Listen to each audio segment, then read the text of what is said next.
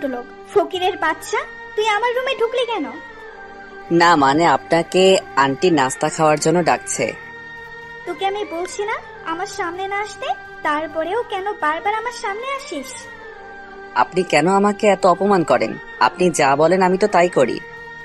এই কথা বলার সাথে সাথে ঠাস করে নীলা ম্যাডাম আমার গালে একটা চড় মারলো। আমি গালে হাত দিয়ে দাঁড়িয়ে আছি। তোর সাহস দেখে আমি অবাক হচ্ছি, তুই আমার কথার উপর কথা বলিস? এই কথা বলে এর আগে হন হন করে নিচে চলে গেল। আসুন এবার আমার পরিচয় দিয়ে দেই। এতক্ষণ যার সাথে কথা বললাম সে হলো বড়লোক বাবার একমাত্র মেয়ে। ওর বাবা এদেশের টপ বিজনেসম্যানদের মধ্যে একজন, সে কারণে ওর এত অহংকার। নীলা ম্যাম এবার ইন্টার দ্বিতীয় বর্ষে পড়ে। সত্যি নীলা ম্যাম যতটা অহংকারী, আঙ্কেল আন্টি ঠিক তার বিপরীত। তাদের মাঝে কোনো অহংকার নেই, তারা আমাকে অনেক ভালোবাসে।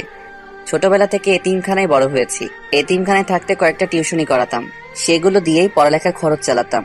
তারপর এসএসসি পাশ করে যখন কলেজে ভর্তি হলাম, তখন এতিমখানার মালিক আমার হাতে কিছু টাকা দিয়ে বলল তারা নাকি আমাকে আর এখানে রাখতে পারবে না।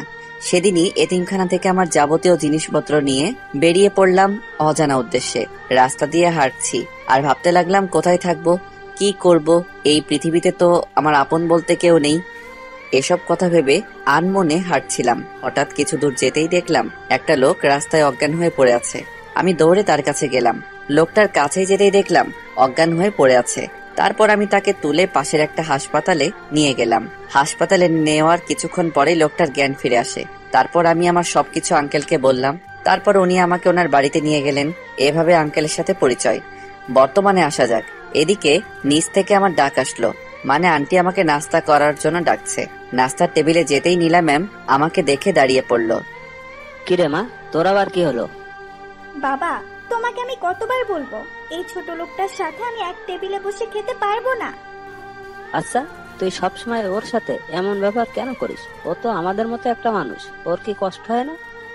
ছোট লোকের আবার কষ্টও হয়?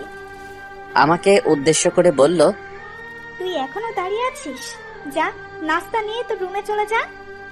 তারপর আমি নাস্তা নিয়ে আমার রুমে চলে আসলাম। তারপর ভাবতে লাগলাম একটা মেয়ে এত অহংকারী হয় কিভাবে। নীলা ম্যাম কিন্তু দেখতে অনেক সুন্দর, কলেজের সব ছেলের ক্রাশ, কিন্তু কারোর সাথে প্রেম করে না। কথায় আছে সুন্দরী মেয়েরা একটু বেশি অহংকারী হয়, এক্ষেত্রেও ঠিক তাই হলো। আপনারা তো দেখলেন কেমন অহংকারী। নাস্তা শেষ করে কলেজে যাওয়ার জন্য গাড়ি নিয়ে নিচে দাঁড়িয়ে আছি। নীলা ম্যাম গাড়ির কাছে আসতেই ঠাস করে আমার গালে দুটো চড় বসিয়ে দিল। তারপর বলতে লাগলো, কুত্তার বাচ্চা, তোকে আমি কতদিন বলবো যে আমি যখন গাড়ির কাছে আসবো তখন গাড়ির দরজা খুলে দিবি? আমার মুখ দিয়ে কোনো কথা বের হচ্ছে না, গালে হাত দিয়ে দাঁড়িয়ে আছে মাথা নিচু করে। আমার দাঁড়িয়ে থাকা দেখে নীলা ম্যাম আবার বলতে লাগলেন, কি হলো, একটা দিয়েছি মন ভরেনি, আরেকটা দিতে হবে নাকি? সরি ম্যাম, এইরকম ভুল আর কখনো হবে না। সেটাই তোর জন্য ভালো হবে। তারপর আমি আর কোনো কথা না বলে দরজা খুলে দিলাম। নীলা ম্যাম গাড়ির ভিতরে গিয়ে বসলেন এবং আমি গাড়ি স্টার্ট দিলাম। গাড়ি চালাতে চালাতে মা বাবার কথা ভাবতে লাগলাম। মা বাবা, তোমরা কেন আমাকে একা করে চলে গেলে? আজ যদি তোমরা বেঁচে থাকতে তাহলে হয়তো আমাকে এই দিন দেখতে হতো না। এইসব কথা ভাবতে ভাবতে গাড়ি নিয়ে সোজা কলেজে চলে আসলাম। ও, আপনাদের তো বলা হয়নি, নীলা ম্যাম আর আমি একসাথে পড়ি। উনি এবার ইন্টার সেকেন্ড ইয়ারে পড়ে, আমিও সেম। তারপর নীলা ম্যাম গাড়ি থেকে নেমে ওনার ফ্রেন্ডদের কাছে চলে গেলেন আর আমি গাড়িতে বসে আছি, কারণ আমার কোনো বন্ধু নেই, তাই ক্লাস শুরু হওয়া পর্যন্ত গাড়ির ভিতরে বসে থাকি। এদিকে নীলা ম্যাম ওনার বান্ধবীদের কাছে যেতেই ওনার এক বান্ধবী বলল, কি রে নীলা, আজকে এত লেট করলি কেন? আর বলিস না, ছোট লোকটার সাথে ঝগড়া করতে গিয়ে দেরি হয়ে গেল। তুই কি আরিয়ানের কথা বলছিস? তো আর কথা বলবো, সকাল সকাল মাথাটা খারাপ করে দিল। কি করেছে ও, তুই এত রেগে আছিস? তারপর নীলা ম্যাম সকালে যা হয়েছে সবকিছু বলল। কি, তুই এই সামান্য কারণে ছেলেটার গায়ে হাত তুললি? তোর তো দেখছি ছোট লোকটার জন্য দরদ একেবারে উতলায় উঠছে। আচ্ছা, ও তো আমাদের মতো একজন মানুষ, ওকে কষ্ট হয় না বল? ছোটবেলা থেকেই ছেলেটা মা বাবা হারিয়েছে। তোর যখন এতই দরদ হচ্ছে তাহলে জানা ওকে গিয়ে একটু আদর করে দে। এ কথা বলার সাথে সাথে নীলা ম্যাম সহ বাকি সবাই হাসতে লাগলো। যত খুশি তত হাস, একদিন সবাই তোরা তোদের ভুল বুঝতে পারবি। এখন জ্ঞান দেওয়া বন্ধ করে চল ক্লাসে যাই। তারপর নীলা ম্যাম আর ওনার ফ্রেন্ডরা ক্লাসে চলে গেলেন। এদিকে আমি গাড়ির ভিতরে বসে থাকতে থাকতে বোর হয়ে যাচ্ছি, তাই আমিও ক্লাসে চলে গেলাম। ক্লাসে ঢুকতেই হঠাৎ কারোর সাথে ধাক্কা লেগে পড়ে গেলাম। কিসের সাথে ধাক্কা খেলাম সেটা দেখতে যেই নিচে তাকালাম, অমনি আমি তো ভয় শেষ, কারণ নিচে একটা পরী বসে আছে আর আমার দিকে রাগী ভাবে তাকিয়ে আছে। আমি তো ভয় শেষ, হাঁটু কাঁপতে লাগলো, কারণ এরকম পরিস্থিতিতে আগে কখনো পড়িনি, তাই ভয়টা একটু বেশি লাগছে। আমার এমন ভয় পাওয়া দেখে মেয়েটা বলতে লাগলো, এই যে মিস্টার, কি হলো? চোখে দেখেন না নাকি? সরি, আমি আপনাকে দেখতে পাইনি, প্লিজ আমাকে ক্ষমা করে দিন। এদিকে মেয়েটা আমার এইভাবে কথা বলা দেখে ভাবতে লাগলো, কি ব্যাপার, দোষ তো আমারও ছিল, কেন ক্ষমা চাইছে? না, ছেলেটাকে দেখে তো ভালো মনে হচ্ছে। ক্ষমা পরে দেখা যাবে, আগে আমাকে টেনে তুলুন। তুলছি। এই বলে আমি মেয়েটাকে টেনে তুললাম। তারপর আমি বলতে লাগলাম, আপনি আমাকে ক্ষমা করেছেন তো? আসলে আমি আপনাকে দেখতে পাইনি। না, আমি আপনাকে ক্ষমা করব না। আমি তো আপনার কাছে ক্ষমা চেয়েছি, আর তাছাড়া দোষ কিন্তু আপনারও আছে।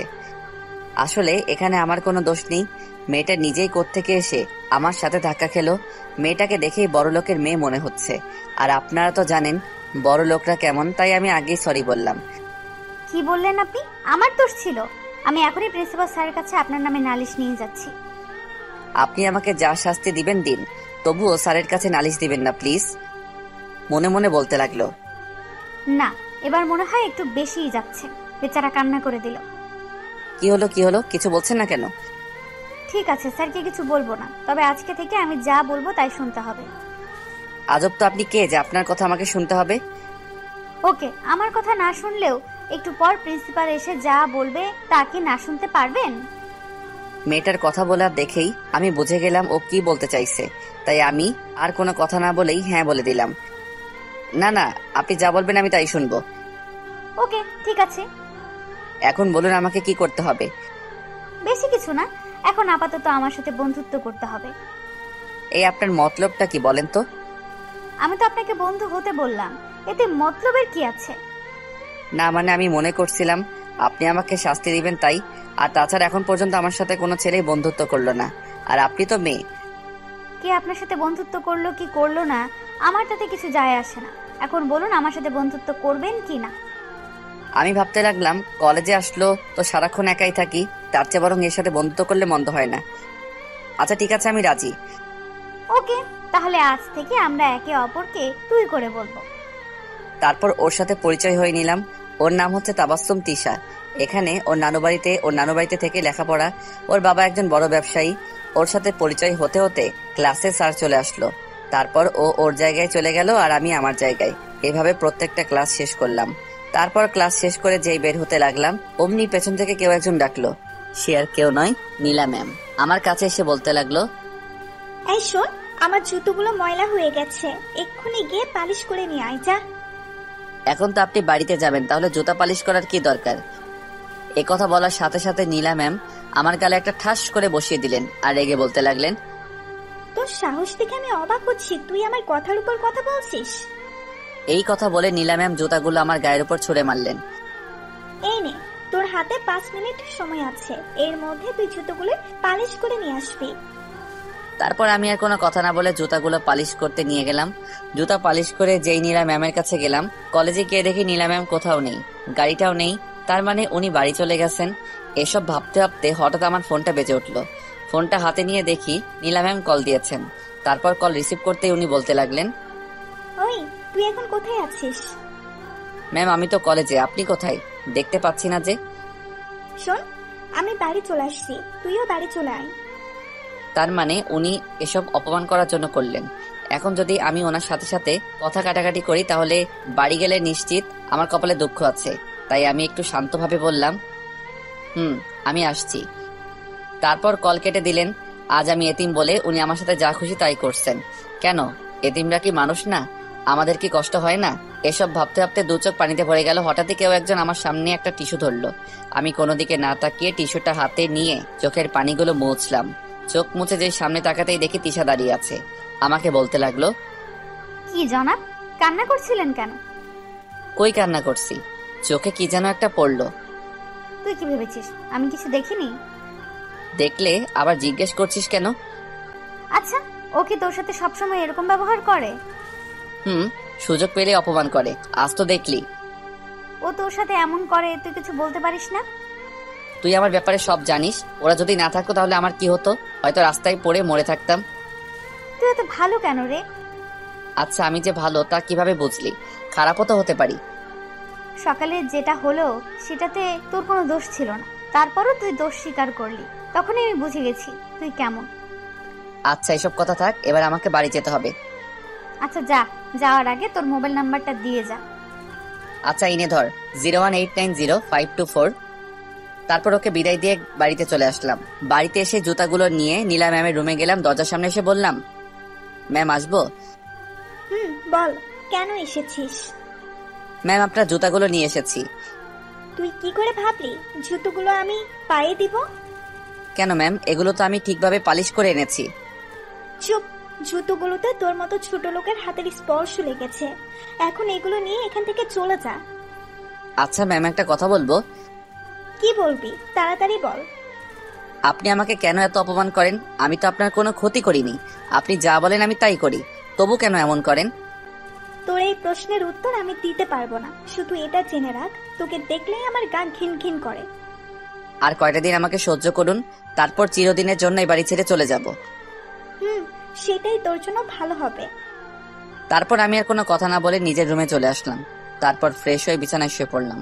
হঠাৎই ফোনটা বেজে উঠলো। হাতে নিয়ে দেখে আননোন নাম্বার। এই কলটা না ধরে কেটে দিলাম। আমি আবার আননোন নাম্বার থেকে কল আসলে তেমন কথা বলি না, তাই কেটে দিলাম। এভাবে পর আরো দুবার কল দিল, দুবারই কেটে দিলাম। তৃতীয়বার কল আসায় চিন্তায় পড়ে গেলাম, কে হতে পারে যে আমাকে এতবার ফোন দিচ্ছে। না, দেখতে হবে। তারপর ফোনটা রিসিভ করলাম। রিসিভ করতে উপাস থেকে যা বলল, ওই কুত্তা হনুমান, নাকবোচা বানর, গন্ডার, শিয়াল, হাতি। এই ভদ্রভাবে কথা বলুন। আর এইসব কি ভাষা ব্যবহার করছেন? চুপ কর কুত্তা। আপনি আবারও তুই তোকারি করছেন। আপনার পরিচয় দিন, না হলে আমি ফোন রাখছি। এই ফোন রাখবি না, আমি তিশা বলছি।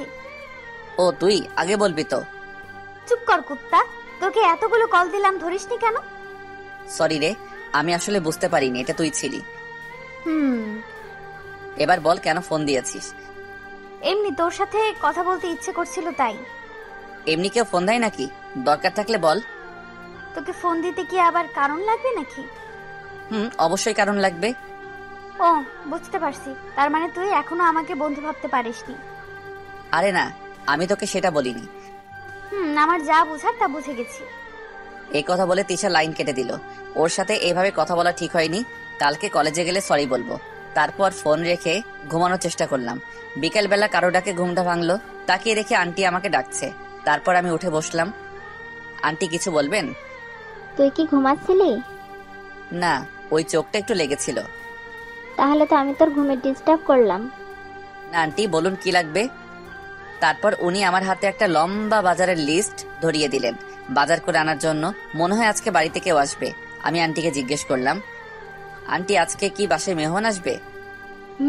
নীলা বলল ওর বান্ধবীরা আসবে। এখন যা, গিয়ে তাড়াতাড়ি বাজার করে আন। আচ্ছা। নীলা ম্যামের বান্ধবীরা আসবে শুনে আমার মন খারাপ হয়ে গেল, কারণ ওরা ততবারই আমাকে অপমানিত হতে হয়। তারপর বাজারে চলে গেলাম। বাজার করে বাড়িতে আসলাম। বাড়িতে আসার কিছুক্ষণ পরে মাগরিবের আজান দিল। তারপর মসজিদে চলে গেলাম নামাজ পড়তে। নামাজ পড়া শেষ হলেই বাড়ির দিকে রওনা দিলাম। বাড়ির সামনে আসতেই দুটো প্রাইভেট কার দেখতে পেলাম। বুঝতে আর বাকি রইল না যে ওনারা চলে এসেছে। তারপর বাড়ির ভিতরে ঢুকতেই দেখলাম সবাই সোফার উপর বসে আছে। ওদের মধ্যে দুজন ছেলে আছে। ছেলে দুটোকে আমার চেনা চেনা লাগছে, কোথাও যেন দেখেছি। এসব ভাবতে লাগলাম। হঠাৎই নীলা ম্যাম আমাকে দেখতে পেয়ে বলতে লাগলেন, ওই তোরা সবাই দেখ, নবাবজাদা এসে গেছে। আসলে নামাজ পড়তে গিয়েছিলাম। তারপর যা, আর ওদের জন্য কিছু নাস্তা নিয়ে আয়। আচ্ছা ঠিক আছে, নিয়ে আসছি। তারপর আমি রান্নাঘরে গিয়ে ওদের জন্য নাস্তা নিয়ে আসলাম। তারপর সবাইকে নাস্তা দিতে লাগলাম। যখনই ছেলে দুটোর সামনে আসলাম অমনি ওরা দুজন বলতে লাগলো, নীলা, কি রে, এই খ্যাটটা তোদের বাড়িতে কি করছে? আর বলিস না, বাবা কি দেখেছে ওর মতো একটা খ্যাত এই বাড়িতে নিয়ে আসলো সেটাই বুঝতে পারছি না। ছেলেটা আবার বলতে লাগলো, নিশ্চয় ওর কোনো মতলব আছে তাই। এইভাবে আরো নানাভাবে সবাই আমাকে অপমান করতে লাগলো। হঠাৎই কেউ একজন বলতে লাগলো, তাকিয়ে দেখি নীলা ম্যামের বান্ধবী জয়া। এই তোরা সবাই কি শুরু করলি? যে একটু সুযোগ পেলি অমনি সবাই মিলে ছেলেটাকে অপমান করা শুরু করলি। কি রে, তোর আবার কি হলো?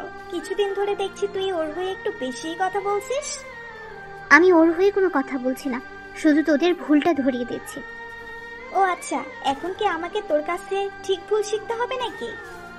হ্যাঁ, অবশ্যই শিখতে হবে, কারণ তোর মাঝে অহংকারী মনোভাবটা একটু বেশি আছে।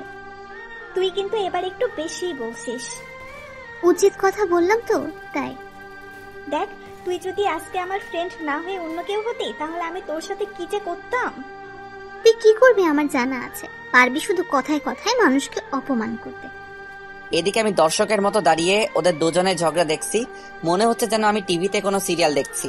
আমি ভাবতে লাগলাম জয়ার হঠাৎ আবার কি হলো? কিছুদিন আগেও তো আমাকে অপমান করার জন্য সারাক্ষণ আমার পিছনে পড়ে থাকতো, আর এখন সেই কিনা আমার হয়ে প্রতিবাদ করছে। এভাবে ঝগড়া করতে করতে এক পর্যায়ে জয়া বলল, তোর সাথে বন্ধুত্ব করে আমি অনেক বড় ভুল করে ফেলেছি। যে মানুষকে মানুষ মনে করে না, তার সাথে আবার কিসের বন্ধুত্ব? এই কথা বলে জয়া চলে গেল। এদিকে জয়া চলে যাওয়ার পর নীলা ম্যাম আমার সামনে এসে ঠাস করে একটা চড় মেরে বলল, আজ শুধুমাত্র তোর কারণে জয়া আমার সাথে এরকম ব্যবহার করলো। বল, তুই ওকে কি জাদু করেছিস? গালে হাত দিয়ে মাথা নিচু করে দাঁড়িয়ে আছি, মুখ দিয়ে কোনো কথা বের হচ্ছে না। কি হলো, কথা বলছিস না কেন? কি বলবো? তোকে তো আমি পরে দেখে নিব, আগে এদের বিদায় করি। তারপর নীলা ম্যাম ওনার বাকি ফ্রেন্ডদের সাথে মজা করতে লাগলেন। আমার আবার ছেলে দুটোর উপর চোখ পড়লো। ওদের কোথাও যেন দেখেছি, কিন্তু মনে করতে পারছি না। ছেলে দুটোর মধ্যে একজন বলে উঠল, নীলা, এবার আমাদের যেতে হবে। আর আঙ্কেল কোথায়? ওনাকে দেখছি না যে। বাবা কিছুদিনের জন্য দেশের বাইরে গেছে, এই তো কিছুদিন পরেই চলে আসবে। তারপর নীলা ম্যামের সব ফ্রেন্ডরা খাওয়া দাওয়া করে চলে গেলেন। ওরা সবাই চলে যেতেই নীলা ম্যাম আমার সামনে এসে আমার দিকে রাগী দৃষ্টিতে তাকিয়ে চলে গেলেন। আমি বুঝতে পারলাম আজকে রাতে আমার ঘুমের 12টা বাজবে, কারণ নীলা ম্যাম যখন বেশি রেগে থাকেন উনি তখন আমাকে দিয়ে সারা রাত ওনার সেবা করান। তারপর আমিও আর দাঁড়িয়ে না থেকে আমার রুমে চলে আসলাম। আমার মাথায় শুধু ছেলেগুলোর কথা আসছে, কোথায় রেখেছি ধর কিছুই মনে আসছে না। এদিকে ডিনার করার জন্য নিচ থেকে আন্টির ডাক আসলো, তাই নিচে চলে গেলাম। তারপর খাওয়া দাওয়া করে আবার উপরে চলে আসলাম। বিছানায় শুয়ে আছি, কিন্তু চোখে কিছুতেই ঘুম আসছে না, তাই উঠে ছাদে গেলাম। গিয়ে কিছুক্ষণ হাঁটাহাঁটি করে রুমে আসলাম। রুমে আসার কিছুক্ষণ পরে নীলা ম্যামের নাম্বার থেকে একটা কল আসলো। আমার আর বুঝতে বাকি রইল না যে কেন ফোন দিয়েছে। আমিও আর বসে না থেকে ওনার রুমে চলে গেলাম। গিয়ে দেখি বিছানায় বসে মোবাইল চালাচ্ছে। আমি যেতেই বলতে লাগলো, কিরে, তোর আসতে এত সময় লাগলো কেন? আমি তো আপনার ফোন পাওয়ার সাথে সাথে চলে এলাম। চুপ, আবার মুখে মুখে কথা বলছিস? আমার সাথে সাথে আয়। এমনি অনেক শীতের রাত, তাই ভাবতে লাগলাম উনি আজকে আমাকে কি শাস্তি দিবেন। বাথরুমের সামনে এসে বলতে লাগলেন, বাথরুমের ভেতরে গেলে কিছু জামা কাপড় দেখতে পাবি, যা বসে বসে ওগুলো কাচতে শুরু কর। ভালোভাবে কাচবি, যাতে একটা ময়লাও না থাকে। কি? কিন্তু ম্যাম, ওগুলোর জন্য এক্সট্রা কাজের লোক আছে। আছে, কিন্তু ওরা ঠিক মতো ধুতে পারে না, তাই আজ তোকে দিয়ে করাচ্ছি। এখন কথা না বলে কাজে লেগে পড়। এই কথা বলে নীলা ম্যাম চলে গেলেন। আমি মনে মনে বলতে লাগলাম, কি শয়তান মেয়ে রে বাবা, এই শীতের রাতে নাকি আমাকে কাপড় কাচতে হবে, আর কি কি করাবে কে জানে। এইভাবে নীলা ম্যাম সারা রাত আমার উপর অত্যাচার করলেন। উনি নিজেও ঘুমাননি, শুধুমাত্র আমাকে কষ্ট দেওয়ার জন্য। কি ডেঞ্জারাস মেয়ে রে। ফজরের আজানের একটু আগে নীলা ম্যাম ঘুমিয়ে পড়লেন। তারপর আমিও আমার রুমে চলে আসলাম। তারপর মসজিদে চলে গেলাম। মসজিদ থেকে বাড়ি আসতে দেখি আন্টি আর নীলা ম্যাম নাস্তা করছে। তারপর আমি আমার নাস্তা নিয়ে রুমে চলে আসলাম। আপনারা তো জানেন নীলা ম্যাম আমার সাথে এক টেবিলে খাবেন না। আঙ্কেল আন্টি এত ভালো, আমাকে অনেক ভালোবাসে, ওনাদের মাঝে বিন্দু মাত্র অহংকার নেই। কিন্তু মেয়েটা কিভাবে যে এত অহংকারী হলো কে জানে। তারপর নাস্তা শেষে কিছুক্ষণ পড়লাম। কালকে রাতে কিছুই পড়া হয়নি। পড়তে পড়তে কলেজে যাওয়ার সময় হয়ে গেল। তারপর কলেজে যাওয়ার জন্য রেডি হলাম। তারপর নিচে নেমে গাড়ির কাছে এসে নীলা ম্যামের জন্য অপেক্ষা করতে লাগলাম। হঠাৎই নীলা ম্যামের দিকে চোখ গেল। আমি হা করে ওনার দিকে তাকিয়ে আছি, কারণ আজকে ওনাকে অনেক সুন্দর লাগছে, একেবারে পরীর মতো লাগছে। কারণ আজকে একটা সাদা ড্রেস পরে এসেছেন, যেটা তার নীলা ম্যামের সৌন্দর্য আরো কয়েক গুণ বৃদ্ধি করে দিলেন। ওনাকে যে কেউ দেখলে বাস খাবে, থুকু ক্রাশ খাবে। তারপর উনি সামনে আসতে তাড়াতাড়ি আমি গাড়ির দরজা খুলে দিলাম, না হলে আবার গালটা লাল হয়ে যাবে। তারপর গাড়িতে উঠে গাড়ি স্টার্ট দিলাম। তারপর উনি আমাকে বলতে লাগলেন, আচ্ছা, তোর কি লজ্জা শরম বলতে কিছু নেই? কেন, আবার কি করলাম? তোকে এত অপমান করি, তারপরেও তুই কেন এ বাড়িতে পড়ে আছিস? তুই কেন বুঝিস না তোকে আমি একদম সহ্য করতে পারি না? সময় হলেই এই বাড়ি ছেড়ে চলে যাব। যত তাড়াতাড়ি পারিস চলে যা। আমি ভাবছি ফাইনাল পরীক্ষাটা দিয়েই এখান থেকে চলে যাব। পরীক্ষার আর মাত্র 2 মাস বাকি। এই 2 মাস না হয় একটু কষ্ট করেই থেকে যাই। কলেজের সামনে এসে গাড়ি থামালাম। তারপর উনি গাড়ি থেকে নেমে গেলেন। ওই শোন, এখন থেকে কলেজে আসলে তুই তোর মতো থাকবি, আমি আমার মতো থাকবো। কিন্তু আঙ্কেল তো বলল সারাক্ষণ আপনার সাথে থাকতে। আমি যা বলছি তাই করবি, আর আমার কোনো কিছু দরকার হলে তোকে ডেকে নিব। আচ্ছা ঠিক আছে। তারপর নীলা ম্যাম চলে গেলেন। উনি চলে যাওয়ার পরেই আমি ক্যাম্পাসে একটা গাছের নিচে বসে বসে মোবাইল চালাতে হঠাৎই কেউ একজন পিছন থেকে এসে আমার মাথার চুলগুলো ধরে জোরে জোরে টানতে লাগলো। পিছন ফিরে তাকাতেই দেখি তিশা হিংস্র বাঘিনীর মতো আমার দিকে তাকিয়ে আছে। ওকে এভাবে তাকিয়ে থাকতে দেখে আমার ভয় হলো। ওই কি করছিস কি? ছাড় বলছি, লাগছে কিন্তু। চুপ কর কুত্তা, তুই আমার সাথে কোনো কথা বলবি না। আচ্ছা ঠিক আছে, আমি আর তোর সাথে কোনো কথা বলবো না। একথা বলার সাথে সাথে তিশা আমার শার্টের কলার ধরে রাগী দৃষ্টিতে তাকিয়ে বলল, কি বললি? তুই আর আমার সাথে কথা বলবি না? কি করছিস কি? কলার থেকে হাত সরা। দেখ সবাই কিভাবে তাকিয়ে আছে। আর তাছাড়া তুই তো বললি আমি যেন তোর সাথে কথা না বলি। যা বলেছি রাগের মাথায় বলেছি, এবার বল কালকে ফোনে কথা বলার সময় আমাকে কি বলেছিস? তুই কি বলছিস আমি কিছু বুঝতেছি না। আহারে কচি খোকা, কিছু মনে নেই তাই তো? হুম। চুপ কর কুত্তা, এবার বল কেন এভাবে কথা বলেছিস? তিশা খুব ভালো মেয়ে, ওর সাথে পরিচয় মাত্র একদিনের। এই একদিনে ও আমাকে অনেক আপন করে নিয়েছে। ও সত্যি সত্যি আমাকে ওর বন্ধু ভাবছে, কিন্তু আমি তা পারিনি, কারণ ওর সাথে বন্ধুত্ব করার যোগ্যতা আমার নেই। আপনার তো জানেনই ওর স্ট্যাটাস আমার স্ট্যাটাস এক নয়, তাই আমি ভাবছি ওর সাথে বন্ধুত্ব রাখবো না। আমি কোনো ভুল বলিনি। তাছাড়া তুই আমাকে দরকার ছাড়া কেন কল দিবি? তুই আমাকে একটা কথা বল, আমি তোর কি? আমি তোকে কিছুই মনে করি না। আমাকে তোর বন্ধু ভাবতে পারিসনি তাই তো? হুম।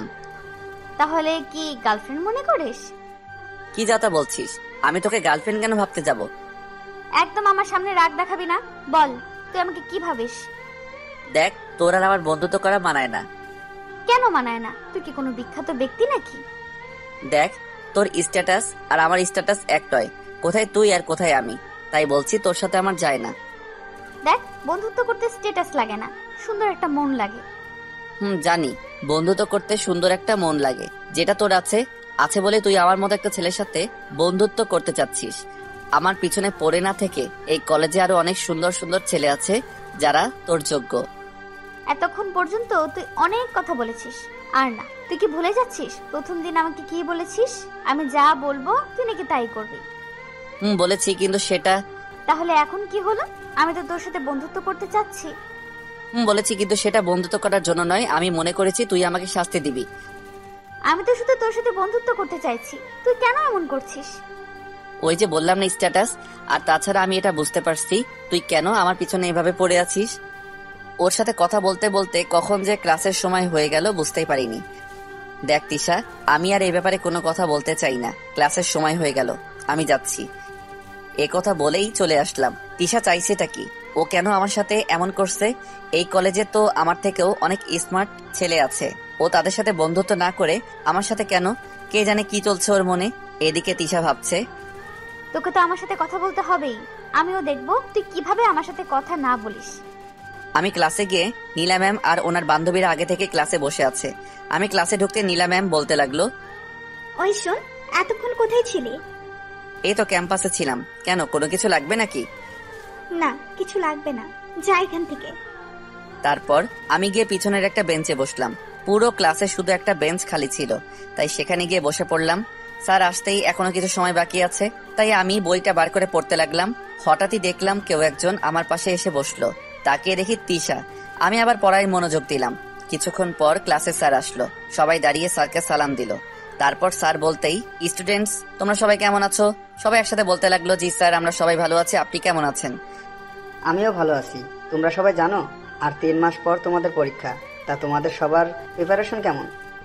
সবাই একসাথে আলহামদুলিল্লাহ স্যার, আমাদের সবার প্রিপারেশন ভালো। আচ্ছা ঠিক আছে, আরিয়ান তুমি দাঁড়াও।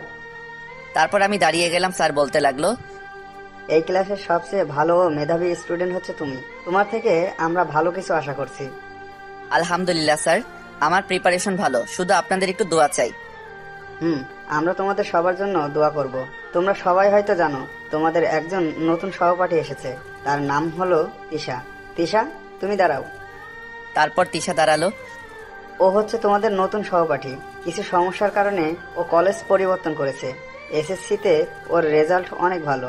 আমরা জানি ও এসএসসিতেও আমাদের কিছু উপহার দিবে। ঈশা, তোমার যদি কোনো সমস্যা থাকে বলতে পারো। স্যার কলেজ পরিবর্তন করায় আমার কিছু সমস্যা হয়েছে। কি সমস্যা বলতে পারো? ট্রান্সফার হওয়ার কারণে স্যার আমি কিছু ক্লাস করতে পারিনি। এখন স্যার ওই ক্লাসগুলোতে স্যারেরা কি পড়িয়েছে আমি জানি না। আমি তোমার সমস্যা বুঝতে পারছি। তুমি চাইলে ক্লাসের কারো কাছ থেকে পড়াটা বুঝে নিতে পারো। আমি তো তেমন কাউকে চিনি না। আচ্ছা ঠিক আছে, আরিয়ান তুমি দাঁড়াও। ও হচ্ছে আরিয়ান, এই ক্লাসের সব থেকে ভালো স্টুডেন্ট। তুমি চাইলে ওর থেকে পড়া বুঝে নিতে পারো। আরিয়ান, তোমাকে বলছি, তুমি ওকে সব পড়া ভালোভাবে বুঝিয়ে দিবে, ঠিক আছে? মনে মনে ভাবতে লাগলাম, যতই ওর দূরে থাকার চেষ্টা করছি ও তো দেখছে আরো আমার কাছে আসছে। আচ্ছা ঠিক আছে। তারপর স্যার ক্লাস করে চলে গেলেন। তিশা দেখে আমার দিকে তাকিয়ে হাসছে। কি হলো, এখানে হাসির কি আছে? আহারে বেচারা, তোর মুখটা দেখে আমার হাসি পাচ্ছে। দাঁত দেখানো বন্ধ কর। এই যে মহাশয়, এখন বেশি কথা না বলে আমাকে পড়াটা বুঝিয়ে দাও দেখি। আমি স্যার নই যে তোকে পড়া বোঝাবো, স্যারকে বলিস বুঝিয়ে দিবে। এই তুই কি ভুলে গেছিস স্যার একটু আগে কি বলে গেল? মনে আছে, কিন্তু আমি তোকে এখন পড়া বোঝাতে পারবো না। বেশি কথা না বলে যা তো এখান থেকে। না, তোকে এখনই বুঝিয়ে দিতে হবে। তিশা দেখ, এখন আমার ভালো লাগছে না। ওকে, তাহলে আমি যাচ্ছি স্যারের কাছে। এ কথা বলেই তিশা উঠে দাঁড়ালো। আমি ভাবতে লাগলাম, এখন যদি ওকে পড়াটা না বুঝিয়ে দেই তাহলে তো স্যারের কথা অমান্য করা হবে। না, তা আমি কিছুতেই করতে পারি না। এদিকে আমাকে এভাবে ভাবতে দেখে তিশা বলতে লাগলো, কি যাবো নাকি স্যারের কাছে? না, যাওয়ার দরকার নেই, বস এখানে। তারপর ওকে পড়া বুঝিয়ে দিতে লাগলাম। আমি খাতার দিকে তাকিয়ে ওকে পড়া বোঝাচ্ছিলাম। পড়া বোঝানো শেষ করে যেই ওর দিকে তাকালাম, দেখলাম ও হা করে আমার দিকে তাকিয়ে আছে। ওই কি হলো বুঝেছিস? ও কোনো কথাই বলছে না। এবার আমার একটু রাগ হলো। রাগ উঠলে আমি নিজেকে কন্ট্রোল করতে পারি না। দিলাম কষে একটা থাপ্পড় ওর গালে। থাপ্পড় খেয়ে ও চোখ বড় বড় করে আমার দিকে তাকিয়ে আছে। তারপর গালে হাত দিয়ে বলতে লাগলো, কুত্তা, তুই আমাকে থাপ্পড় মারলি? মেরেছি, বেশ করেছি। তোকে সে কখন থেকে ডাকছি, কিন্তু তোর কোনো সাড়া নেই। তাই বলে তুই আমাকে থাপ্পড় মারবি? আমি এখনই স্যারকে বলে দিব। ও যখন গালে হাত দিয়ে কথাগুলো বলছিল না, তখন ওকে দেখতে একদম বাচ্চাদের মতো লাগছিল। দুহাত দিয়ে গাল দুটো টেনে দিতে ইচ্ছে করছিল। ওর এই অবস্থা দেখে মুহূর্তেই আমার সব রাগ উধাও হয়ে গেল। আমার হাসিও পাচ্ছে। আমি জোরে জোরে হাসতে লাগলাম। একে তো আমাকে থাপ্পড় মারলি, তারপর আবার হাসছিসও। আমার তো এমনি হাসি পাচ্ছে। দাঁড়া, স্যার আসুক, তাহলে আমি সব বলে দিব। হঠাৎই কেউ একজন এসে আমার সামনে দাঁড়ালো। আমি মাথা তুলে দেখি নীলা ম্যাম রাগী দৃষ্টিতে আমার দিকে তাকিয়ে আছে। তোকে একটা মেয়ের গায়ে হাত তোলার অধিকার কে দিল বল? ম্যাম, আমি তো। চুপ কর, তোদের মতো ছেলেদের না আমরা ভালো করে চিনি। এ কথা বলে ঠাস করে আমার গালে একটা চড় বসিয়ে দিল। তারপর বলতে লাগলো, তুই এক্ষুনি ওর কাছে হাত জোর করে ক্ষমা চাইবি। তারপর তিশা বলতে লাগলো, এই দাঁড়া, তোকে ক্ষমা চাইতে হবে না। ক্ষমা চাইবে না মানে? 100 বার ও ক্ষমা চাইবে। আপনি কে যে আপনাকে এখানে কি আসতে বলেছে? আর ও আমাকে থাপ্পড় মেরেছে, আপনাকে নয়। এখন জানতো এখান থেকে। আমি শুধু ওদের কথা শুনছি আর গালে হাত দিয়ে দাঁড়িয়ে আছি। আমি তোর কাছে বিচার করছিলাম, আর তুমি কিনা আমাকে।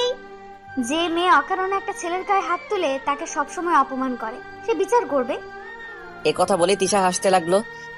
তুমি কিন্তু এবার একটু বেশিই বলছো। কি হলো, এখনো দাঁড়িয়ে আছেন কেন? চলে যান বলছি। তারপর নীলা ম্যাম রাগে হনহন করতে করতে চলে গেল। তিশা আমাকে বলতে লাগলো, তো খুব লেগেছে তাই না? আরে না, এরকম চড় থাপ্পড় কত খেয়েছি। তার আগে তুই আমাকে ক্ষমা করে দে। ক্ষমা কি জন্য? ওই যে তোকে চড় মারলা সেই জন্য। ওই, আমাকে তোকে একবারও ক্ষমা চাইতে বলেছি? তুই মুখে বলছিস না, কিন্তু মনে মনে ঠিকই চাইছিস। এই চুপ কর, বেশি কথা না বলে পড়াটা আবার বুঝিয়ে দে। তারপর আর কি, আমি ওকে আবার পড়াটা বুঝিয়ে দিলাম। এইভাবে প্রত্যেকটা ক্লাস শেষ করলাম। ক্লাস শেষ হওয়ার সাথে সাথে বের হয়ে গেলাম। তিশা পিছন থেকে অনেক ডেকেছিল, কিন্তু আমি ওর কথা না শুনেই চলে আসলাম। তারপর গাড়ির কাছে এসে নীলা ম্যামের জন্য অপেক্ষা করতে লাগলাম। কিছুক্ষণ পরে নীলা ম্যাম চলে আসলেন। তারপর ওনাকে নিয়ে বাড়িতে চলে আসলাম। বাড়িতে এসে রুমে বসে কিছুক্ষণ রেস্ট নিচ্ছিলাম। শুয়ে থাকতে ভালো লাগছে না, তাই নিচে চলে গেলাম। গিয়ে দেখে আন্টি রান্নাঘরে কি যেন তৈরি করছেন। আমি গিয়ে বললাম, আন্টি কি রান্না করছেন? আর ওনাকে দেখে মনে হচ্ছে ওনার শরীর খারাপ। আন্টি কি রান্না করছেন? দেখ না, নীলার নাকি খিদে পেয়েছে, তাই ওর জন্য কিছু বানাতে আসলাম। তাই বলে আপনি আবার বানাতে আসবেন? আর আপনাকে দেখে মনে হচ্ছে আপনার শরীর খারাপ। মাথাটা একটু ব্যথা করছে। আপনাকে আর কিছু করতে হবে না, যান রুমে গিয়ে রেস্ট নিন। তারপর আমি জোর করে আমাকে রান্নাঘর থেকে পাঠালাম। আমি ভাবতে লাগলাম নীলা ম্যামের জন্য কি বানানো যায়। আমি আবার রান্নাটা ভালো পারি। এতিমখানায় যখন থাকতাম তখন রান্না শিখে নেই। তারপর অনেক ভেবে নীলা ম্যামের জন্য পাস্তা বানাতে লাগলাম। তারপর বানানো শেষ করে নীলা ম্যামের রুমে নিয়ে গেলাম। রুমের সামনে এসে দরজা নক করলাম। কে রে? ম্যাম, আমি আপনার জন্য খাবার নিয়ে এসেছি। ও তুই তুই আমার জন্য নাস্তা বানিয়েছিস? আসলে আন্টির মাথা ব্যথা করছে আর কাজের মেয়েটাও বাড়ি নেই, তাই আমি খাবার বানালাম। তুই কি করে ভাবলি তোর রান্না করা খাবার আমি খাবো? ম্যাম একবার খেয়ে তো দেখুন, যদি ভালো না লাগে আপনি আমাকে যা শাস্তি দিবেন তা আমি মাথা পেতে নিব। তুই যখন এত করে বলছিস তাহলে দে, খেয়ে দেখি। তারপর পাস্তার প্লেটটা ওনার হাতে দিলাম। উনি পাস্তার প্লেটটা হাতে নিয়ে খেতে লাগলেন। কি হলো ম্যাম, খাবার ভালো হয়নি? ভালো হয়েছে, এখন তুই যা। তারপর আমি চলে আসলাম। এদিকে নীলা ম্যাম ভাবতে লাগলো ও কিভাবে এত ভালো পাস্তা তৈরি করলো, রেস্টুরেন্টে ও তো এত ভালো পাস্তা খাওয়া যায় না। আমি রুমে আসলাম। রুমে এসে কিছুক্ষণ বসতেই মাগরিবের আজান দিয়ে দিল। তারপর মসজিদে চলে গেলাম, নামাজ পড়ে আবার বাড়ি চলে আসলাম। বাড়িতে এসে হালকা কিছু নাস্তা করলাম, তারপর নাস্তা করে পড়তে বসলাম। কিছুক্ষণ পড়লাম, হঠাৎই নীলা ম্যাম আমাকে ডাকতে লাগলেন। আমি ওনার রুমে গেলাম, গিয়ে দেখলাম রেডি হয়ে বসে আছেন। তুই এসেছিস, যা গাড়ি বের কর। ম্যাম এখন এই সময় কোথায় যাচ্ছেন? এখন কি তোকে কৈফিয়ত দিতে হবে আমি কোথায় যাচ্ছি? না আমি তা বলছি না। তাহলে এখনো দাঁড়িয়ে আছিস কেন? কি বললাম শুনতে পাসনি? আমি আর দাঁড়িয়ে না থেকে চলে গেলাম। কি মেয়ে বাবা, কিছুদিন পর পরীক্ষা, কোথায় বাড়িতে বসে বসে পড়বে তা নয়, আর উনি পার্টি করে বেড়াচ্ছে। কিছুক্ষণ পর নীলা ম্যাম আসলেন। উনি গাড়িতে উঠে বসলেন। কিছু দূর আসতেই উনি একটা নাইট ক্লাবের সামনে গাড়ি দাঁড় করাতে বললেন। উনি গাড়ি থেকে নামার সময় আমি বললাম, ম্যাম কালকে যে ছেলেগুলো এসেছিল না, ওদের সাথে আপনি একটু কম মিশবেন, ওদের দেখে আমার সুবিধার মনে হচ্ছে না। এই কথা বলার সাথে সাথে উনি কষে আমার গালে একটা চড় মারলেন। তারপর রেগে বলতে লাগলেন, কুত্তার বাচ্চা, তোর এত বড় সাহস, তুই আমার বন্ধুদের নামে বাজে কথা বলিস? ওরা তোর মতো ছোট লোক নয়, বুঝলি? চলে যা এখান থেকে, তোকে দেখলেই আমার কেমন জানি করে। আসুন সোজা বাড়ি চলে যাবে। কেন আপনি বাড়ি যাবেন না? তোকে ভাবতে হবে না, আমি সময় মতো বাড়ি পৌঁছে যাব। তারপর আমি গাড়ি নিয়ে বাড়ি চলে আসলাম। কেন যে কথাগুলো বলতে লাগলাম। তারপর আমি আবার বই বের করে পড়তে লাগলাম। পড়তে পড়তে রাত 11টা বেজে গেল। আন্টি আমার রুমে আসলেন, এসে বলতে লাগলেন, দেখ না নীলা সেই কখন বেরিয়েছে, এখনো বাড়ি আসছে না, তুই একটু গিয়ে দেখ না। কি উনি এখনো বাড়ি আসেননি? আচ্ছা আপনি টেনশন করবেন না, আমি দেখছি। তারপর গাড়ি নিয়ে বেরিয়ে পড়লাম।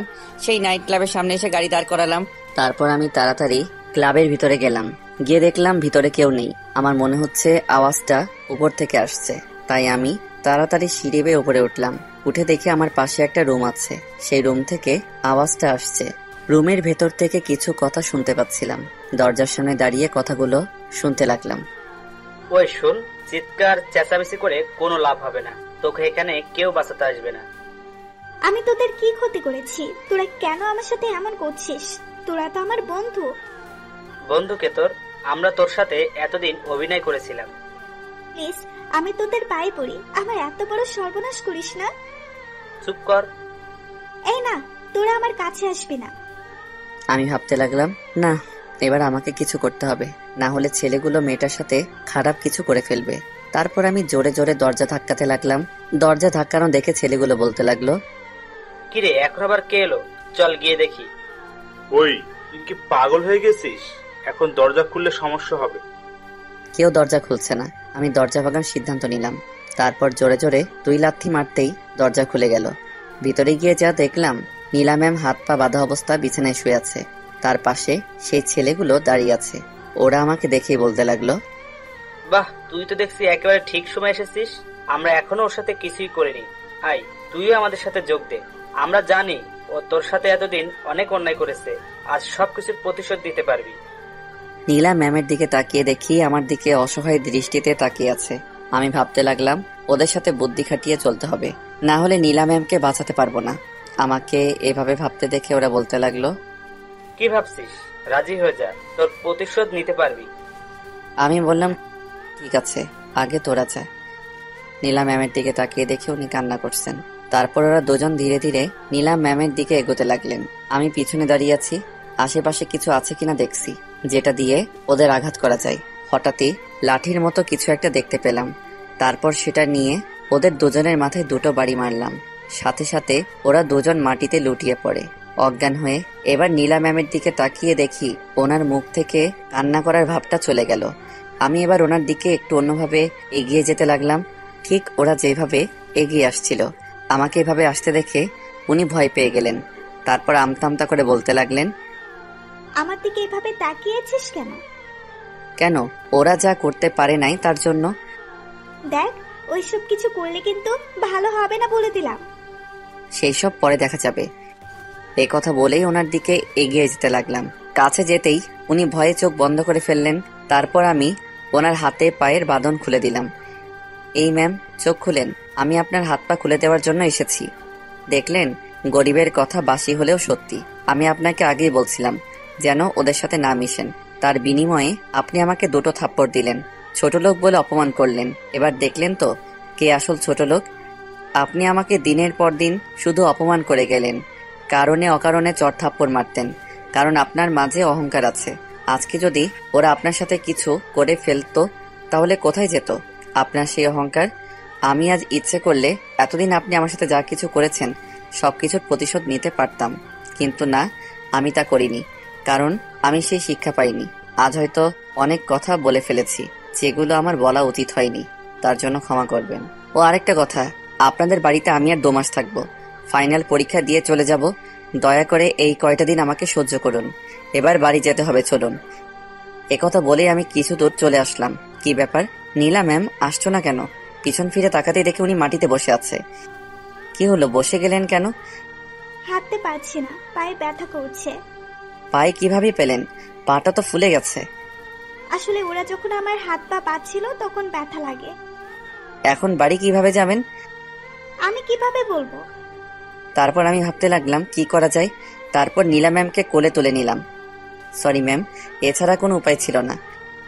তারপর ওনাকে কোলে নিয়ে গাড়ির কাছে আসলাম, ওনাকে গাড়িতে বসিয়ে দিলাম। তারপর গাড়ি ড্রাইভ করে বাড়িতে চলে আসলাম। আটার বস্তাটাকে আবার কোলে নিতে হলো। ওনাকে নিয়ে বাড়ির ভিতরে ঢুকতেই দেখলাম আঙ্কেল আন্টি দুজনেই সোফায় বসে আছে। আমাদের এই অবস্থা দেখে দুজনেই দাঁড়িয়ে পড়লেন। আমি গিয়ে নীলা ম্যামকে সোফায় বসিয়ে দিলাম। আঙ্কেল আমার কাছে এসে বলতে লাগলো, বাবা, নীলার কি হয়েছে?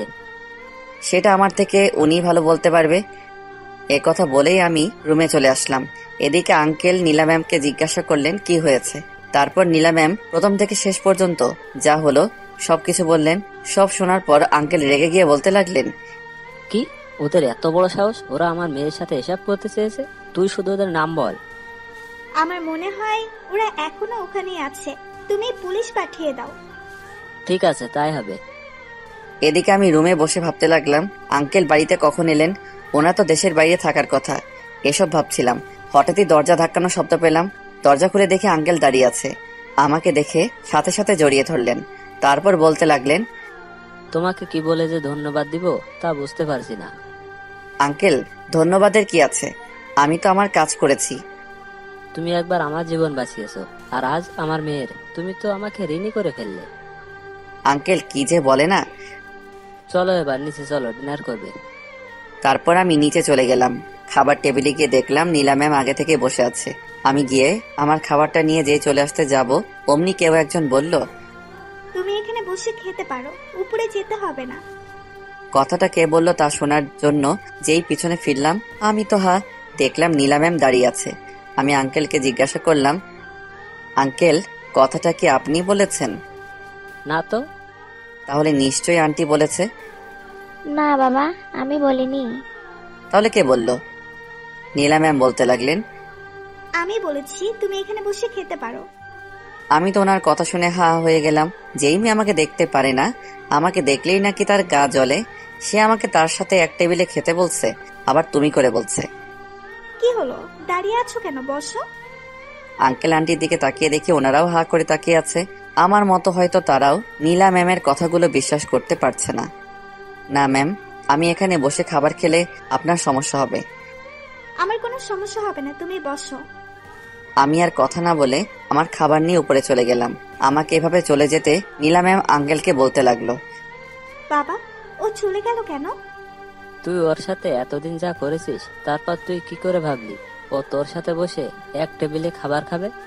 আজ যদি ওর জায়গায় অন্য কেউ থাকতো তাহলে তোর থেকে সবকিছুর প্রতিশোধ নিত। ওর সাথে আর খারাপ ব্যবহার করিস না। এবার খাবারটা শেষ কর। এদিকে আমি রুমে এসে খাবার খেতে লাগলাম। খাবার খাওয়া শেষ করে ঘুমানোর প্রস্তুতি নিলাম। চোখ বন্ধ করে ঘুমানোর চেষ্টা করলাম, কিন্তু ঘুম আসছে না। শুধু নীলা ম্যামের কথাগুলো মনে পড়ছে। উনি কিভাবে আমার সাথে এত ভালো ব্যবহার করছেন, এমনটা তো হওয়ার কথা নয়। হয়তো ওনার সম্মান বাঁচিয়েছি তাই ভালো ব্যবহার। ধুর, মাথায় কিছু আসছে না। কে জানে কি চলছে ওর মনে। নীলা ম্যাম রুমে এসে ভাবতে লাগলেন, আজ পর্যন্ত ছেলেটাকে শুধু অপমান করে গেলাম। সত্যিই তো, আজ যদি ওর জায়গায় অন্য কেউ থাকতো তাহলে হয়তো আমার সাথে খারাপ কিছু হতো না। এতদিন যা অন্যায় করেছি সবকিছুর জন্য ক্ষমা চাইতে হবে।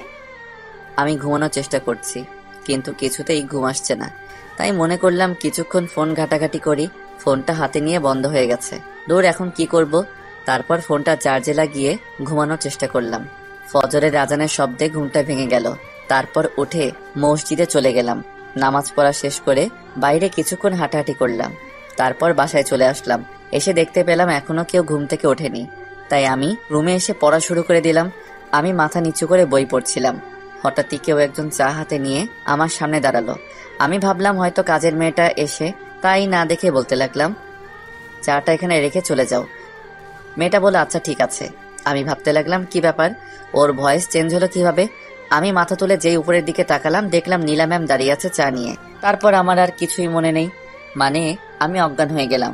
যখন জ্ঞান ফিরল তখন দেখলাম আমি বিছানায় শুয়ে আছি আর নীলা ম্যাম আমার পাশে বসে আছে। ওই, তোমার কি হয়েছিল? হঠাৎ করে জ্ঞান হারালে কেন? আপনাকে দেখে। কি, আমাকে দেখে জ্ঞান হারালে? হাসবেন না বলে দিলাম। আমি কি ভূত না পেতনি যে আমাকে দেখে জ্ঞান হারাতে হবে? না, তা হবেন কেন? আমার এই অবস্থা হয়েছে আপনি যে কাজটা করছেন তা দেখে। আমি আবার কি কাজ করলাম? ওই যে আমার জন্য চা নিয়ে আসলেন। যে মেয়ে আমাকে অপমান না করে, এক মুহূর্ত থাকতে পারে না, সে আমার জন্য চা নিয়ে আসছে। ব্যাপারটা ঠিক হজম করতে পারলাম না, তাই জ্ঞান হারালাম। আমি জানি এতদিন তোমার সাথে অনেক অন্যায় করেছি। আমি আমার ভুল বুঝতে পেরেছি। প্লিজ তুমি আমাকে ক্ষমা করে দাও। আমি তো বিশ্বাস করতে পারছি না আপনি আমার কাছে ক্ষমা চাইছেন। অন্যায় যখন করেছি তখন তো ক্ষমা চাইতেই হবে। থাক, ক্ষমা চাইতে হবে না। আপনি আপনার ভুল বুঝতে পেরেছেন, তাতেই আমি খুশি। না, তবুও আমাকে ক্ষমা করে দাও। বললাম তো ক্ষমা চাইতে হবে না। এ কথা বলেই আমি ওয়াশরুমে চলে গেলাম। আর এদিকে নীলা ম্যাম ভাবতে লাগলো, আমি জানি তুমি আমাকে ক্ষমা করতে পারো নাই।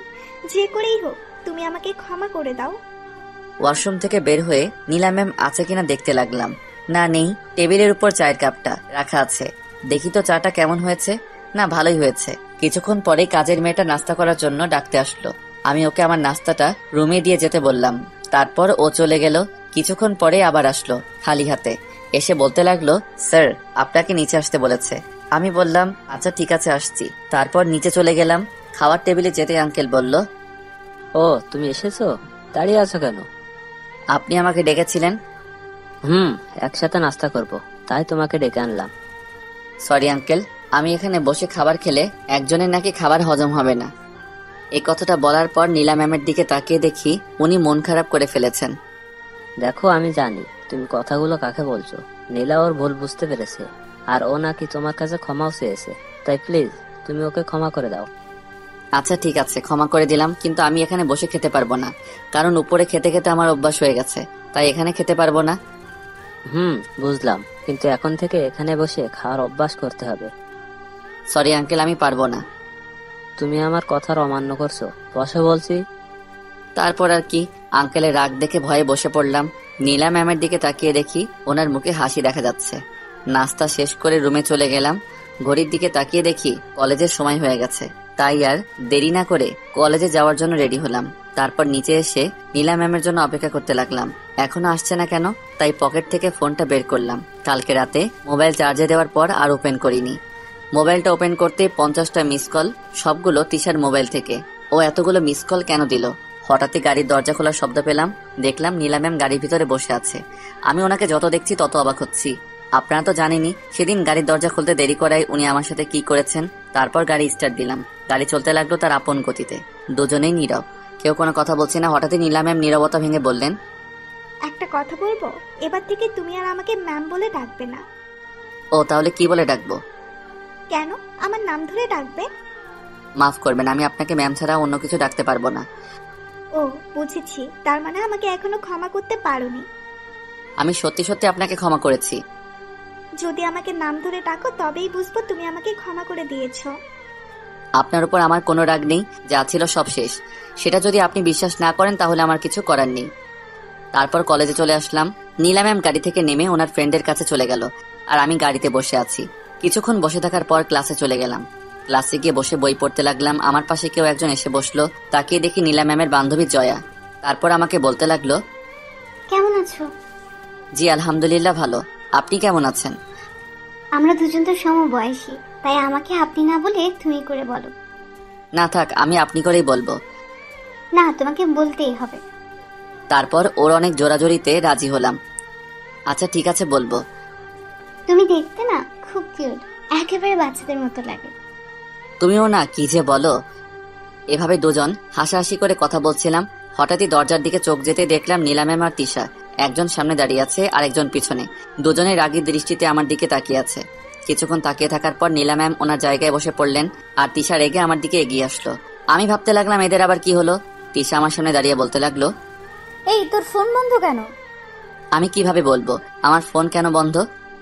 তোর ফোন তুই জানিস না। দেখ, আমি কিন্তু তোর উপর এমনিতেই রেগে আছি, আর রাগাবি না বলে দিলাম। আমার সাথে এভাবে কথা বলতে দেখে জয়া বলতে লাগলো, ওই মেয়ে কে তুমি, আর ওর সাথে এভাবে কেন কথা বলছো? ওই তুই চুপ কর, তোকে আমাদের মাঝে নাক গলাতে কে বলছে? ওই ভদ্রভাবে কথা বলো, না হলে ভালো হবে না বলে দিলাম। কি করবি তুই? এবার আমি বললাম, তোমরা দুজন কি শুরু করলে? তুই চুপ থাক। ওর কথা শুনে আমি ভয়ে বসে পড়লাম। এখন তুই এখান থেকে উঠ। আমি? তুই। ওর পাশে শুধু আমি বসবো। ও কি তোমার জামাই না প্রেমিক যে তুমি ওর পাশে বসবে? আপাতত কিছুই না, কিন্তু কিছুদিন পর সব হবে। ওর কথা শুনে আমি জোরে জোরে কাশতে লাগলাম। কি বলছে মেয়েটা? মাথাটা মনে হয় একেবারে গেছে। হঠাৎই ক্লাসের স্যার আসলো। তিশাকে দাঁড়িয়ে থাকতে দেখে স্যার বলতে লাগলো, কি হলো, তুমি দাঁড়িয়ে আছো কেন? স্যার দেখুন না, আমাকে ওর পাশে বসতে দিচ্ছে না। ক্লাসে তো আরো অনেক টেবিল খালি আছে, তুমি ওখানে গিয়ে বসো। স্যার কালকে আপনি আমাকে কি বলেছিলেন, ভুলে গেলেন নাকি? না, আমার মনে আছে। ওর সাথে বসলে আমার পড়া বুঝে নিতে একটু সুবিধা হতো, তাই। আচ্ছা, বুঝতে পারছি। জয়া, তুমি সামনে চলে আসো। তারপর স্যারের কথা মতো জয়া উঠে গেল। এদিকে তিশা আমার পাশে বসে বিড়বিড় করে আমার দিকে তাকিয়ে বলতে লাগলো, আমার সাথে কথা বলার সময় থাকে না, আর অন্য মেয়ের সাথে হেসে হেসে কথা বলিস। দাঁড়া, কলেজ ছুটি হোক, তারপর তোকে দেখাচ্ছি। আমি ওর কথা শুনে ঘামতে লাগলাম, কারণ আজকে ও আমার উপর অনেক রেগে আছে। এইভাবে সবগুলো ক্লাস শেষ হয়ে গেল। যদিও ক্লাসের ফাঁকে আমি তিশাকে পড়া বুঝিয়ে দিয়েছি। নীলা ম্যামের দিকে কয়েকবার চোখাচোখি হলাম। ওনাকে দেখে মনে হচ্ছিল উনিও রেগে আছেন। তারপর কলেজ ছুটির পর তাড়াতাড়ি ক্লাস থেকে বের হয়ে গেলাম। ক্যাম্পাসে আসতে হঠাৎই কেউ একজন পিছন থেকে বলল, ওই দাঁড়া, কোথায় পালাচ্ছিস? পিছনে ফিরে দেখি তিশা আমার কাছে এসে কোনো কথা না বলে কলেজের পিছনে নিয়ে গেল। এই তুই কি পাগল নাকি? এভাবে হাত ধরে নিয়ে আসার মানে কি? চুপ কর কুত্তা, তোর উপর কিন্তু আমি এমনিতেই রেগে আছি। রেগে থাকলে আমি কি করব? এখন বল আমাকে এখানে কেন নিয়ে এলি? আমার হাতে সময় নেই। আমার সাথে কথা বলার সময় নেই? তাহলে জয়া, ওর সাথে কথা বলার সময় কিভাবে থাকে?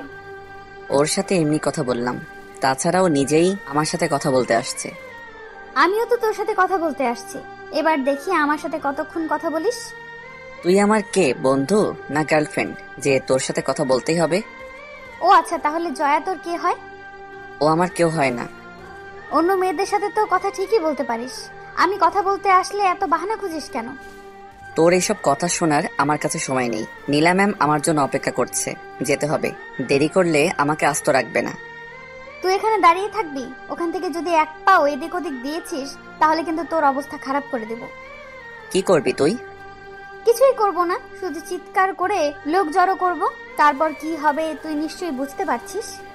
তুই কেন আমার সাথে এমন করছিস? আমি তোর কি ক্ষতি করেছি? তুই আমার মন চুরি করেছিস, তোকে কিভাবে ছেড়ে দেব? দেখ, এবার আমাকে যেতে হবে। তুই তো জানিস নীলা ম্যাম কেমন। যেতে পারিস একটা শর্তে। না, এখনো যা বলছে তাই শুনতে হবে। ও যা মেয়ে, যদি সত্যি সত্যি চিৎকার করে, লোক জড়ো করে। আচ্ছা ঠিক আছে, কি শর্ত বল। শর্ত শুধু একটাই, কলেজে আসলে সারাক্ষণ তোকে আমার সাথে থাকতে হবে। না, এটা মানতে পারবো না, অন্য কোনো শর্ত দে। ওকে ঠিক আছে, না মানলে আর কি, আমি চিৎকার করছি। ও চিৎকার করতে লাগলো। আমি যেই দৌড়ে গিয়ে ওর মুখ চেপে ধরবো, অমনি কোনো কিছুর সাথে ধাক্কা লেগে ওর গায়ের উপর পড়ে গেলাম। আমার তো মাথা ঘুরছে। কি থেকে কি হয়ে গেল? দুজন দুজনের দিকে তাকিয়ে আছে। কি থেকে কি হয়ে গেল? তারপর আমি তাড়াতাড়ি উঠে দাঁড়ালাম, তিশাকেও টেনে তুললাম। সরি, আসলে কিভাবে হয়ে গেল বুঝতে পারিনি। কিছুই বলছে না, লজ্জায় মাথা নিচু করে দাঁড়িয়ে আছে। আমি তোর শর্ত মানতে রাজি। এই কথা বলেই দৌড়ে ওখান থেকে চলে আসলাম। এদিকে আমি চলে আসার পর তিশা মুচকি এসে বলতে লাগলো, পাগলটা কি করলো? আমি দৌড়ে গাড়ির কাছে চলে আসলাম। এসে দেখি নীলা ম্যাম সামনে বসে আছে। আমাকে দেখে বলতে লাগলো, এতক্ষণ কোথায় ছিলে? সরি ম্যাম, আসলে একটা কাজ ছিল। তা কি কাজ জানতে পারি? আপনি না জানলেও চলবে। আর আপনি সামনে কেন বসলেন? কেন, আমি কি সামনে বসতে পারি না? বসতে পারেন, যদি আপনার সাথে টাচ লাগে তাহলে তো আপনার শরীর নোংরা হয়ে যাবে। কথা বলতেই নীলা ম্যামের মুখটা কালো হয়ে গেল।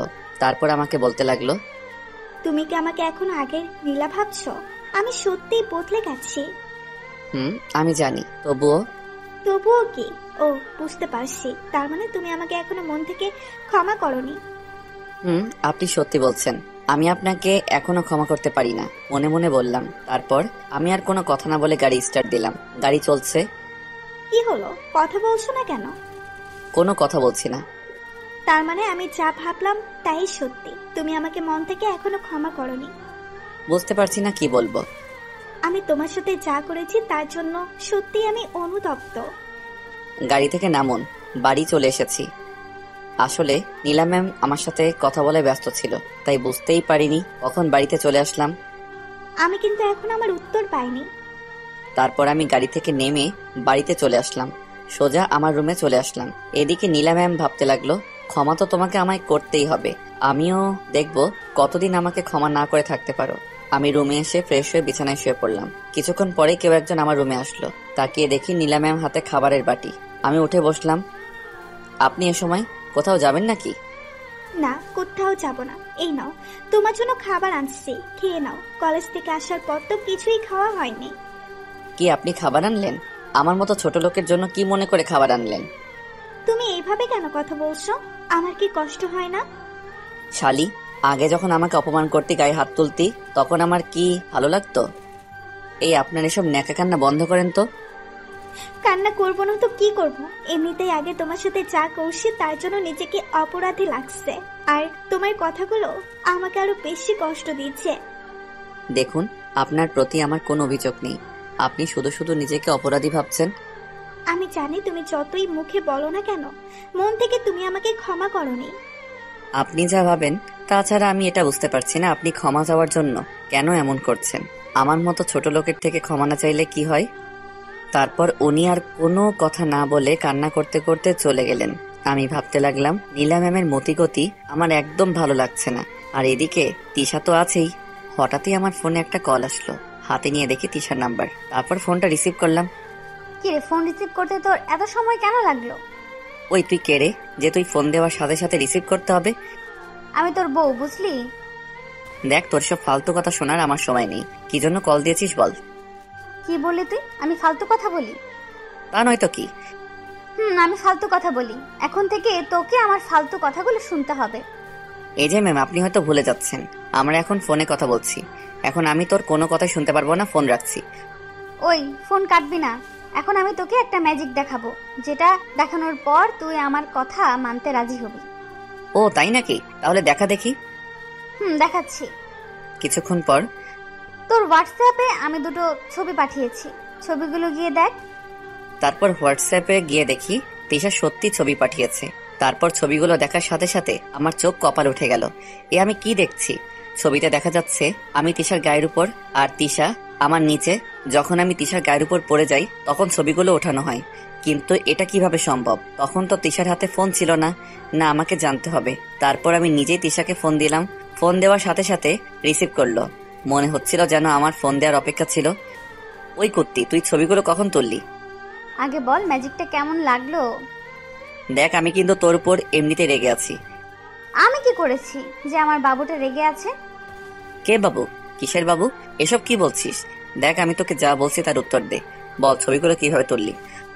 বলবো, সব বলবো, তবে ফোনে নয়। তুই এই ঠিকানায় চলে আয়। আমি কোথাও যেতে পারবো না, যা বলার ফোনে বল। ওকে, তুই যদি এখন না আসিস তাহলে আমি এই ছবিগুলো ফেসবুকে আপলোড করে দিব। তারপর কি হবে তুই নিশ্চয়ই বুঝতে পারছিস। তুই আমাকে ব্ল্যাকমেইল করছিস? করছি। এখন বেশি কথা না বলে 10 মিনিটের মধ্যে চলে আয়। আসছি। তিশার কথায় নারাজি হয়ে পারলাম না। আপনারা তো দেখলেন কেমন ডেঞ্জারাস মেয়ে, তাই রাজি হয়ে গেলাম যদি সত্যি সত্যি আপলোড করে দেয়। তারপর তিশার সাথে দেখা করার জন্য যেই রুম থেকে বের হব, সামনে তাকিয়ে দেখি নীলা ম্যাম দাঁড়িয়ে আছে। আমাকে দেখে বলতে লাগলো, আরিয়ান, তুমি কি কোথাও যাচ্ছ? জি ম্যাম, একটু বাইরে বের হচ্ছিলাম। ওকে, আমিও তোমার সাথে যাব, চলো। এ আবার কোথা থেকে আসলো? ঠিক আছে চলুন। তারপর নীলা ম্যাম আর আমি নিচে চলে আসলাম। দুজনেই গাড়িতে বসলাম। তারপর গাড়ি স্টার্ট দিলাম। দুজনেই নীরব, কেউ কোনো কথা বলছি না। আমি আমার গন্তব্যে পৌঁছে গেলাম। কি হলো, গাড়ি থামালে কেন? ম্যাম, আমি এখানে নামবো। আপনি কোথায় যাবেন? তুমি যেখানে যাবে সেখানেই আমি যাব, তোমার সাথে সময় কাটানোর জন্য। তোমাকে যে ভালোবেসে ফেলেছি। না, আমি কোথাও যাব না। ওকে ঠিক আছে, তাহলে আপনি থাকেন, আমি যাচ্ছি। না, আমিও তোমার সাথে যাব। কি বলছেন আপনি? আমার মতো ছোট লোকের সাথে কোথাও গেলে তো আপনার মান সম্মান চলে যাবে। তুমি কেন আমার সাথে এমন করছো? আপনার সাথে কিছু করার ক্ষমতা আমার নেই। এ কথা বলে আমি চলে আসলাম। নীলা ম্যাম হয়তো আরো কিছু বলতে চেয়েছে। তিশার দেওয়া ঠিকানায় গিয়ে দেখি একটা বড় রেস্টুরেন্ট। এত বড় রেস্টুরেন্ট আগে কখনো আসিনি। ভিতরে গিয়ে দেখি অনেক লোকজন। তিশাকে এখন কোথায় পাবো? একটা কল দিয়ে দেখি। মোবাইল নেওয়ার জন্য যেই পকেটে হাত দিলাম, অমনি কোথা থেকে তিশা আমার সামনে দাঁড়ালো। বাহ, আজকে তো আমার হিরোকে খুব সুন্দর লাগছে। দেখ, তোর সব ফালতু কথা শোনার জন্য আমি এখানে আসিনি। এখন থেকে সব শুনতে হবে। এখন দাঁড়িয়ে না থেকে বস। তারপর আমরা দুজন একটা টেবিলে গিয়ে বসলাম। এবার কি খাবি অর্ডার কর। না, আমি কিছুই খাবো না। তুই শুধু আমার প্রশ্নের উত্তরগুলা দে। আরে বলবো, সব বলবো, আগে কিছু অর্ডার কর। তারপর আমি নুডলস অর্ডার করলাম। এবার বল, তুই ছবিগুলো কিভাবে তুললি? বলছি। তুই যখন আমার গায়ের উপর পড়ে গিয়েছিলি, তারপর সেখান থেকে উঠে তুই তো চলে গেলি। আমিও চলে যাচ্ছিলাম, হঠাৎই কিছু একটার দিকে আমার চোখ লেগে গেল। আমি সাথে সাথে থমকে গেলাম।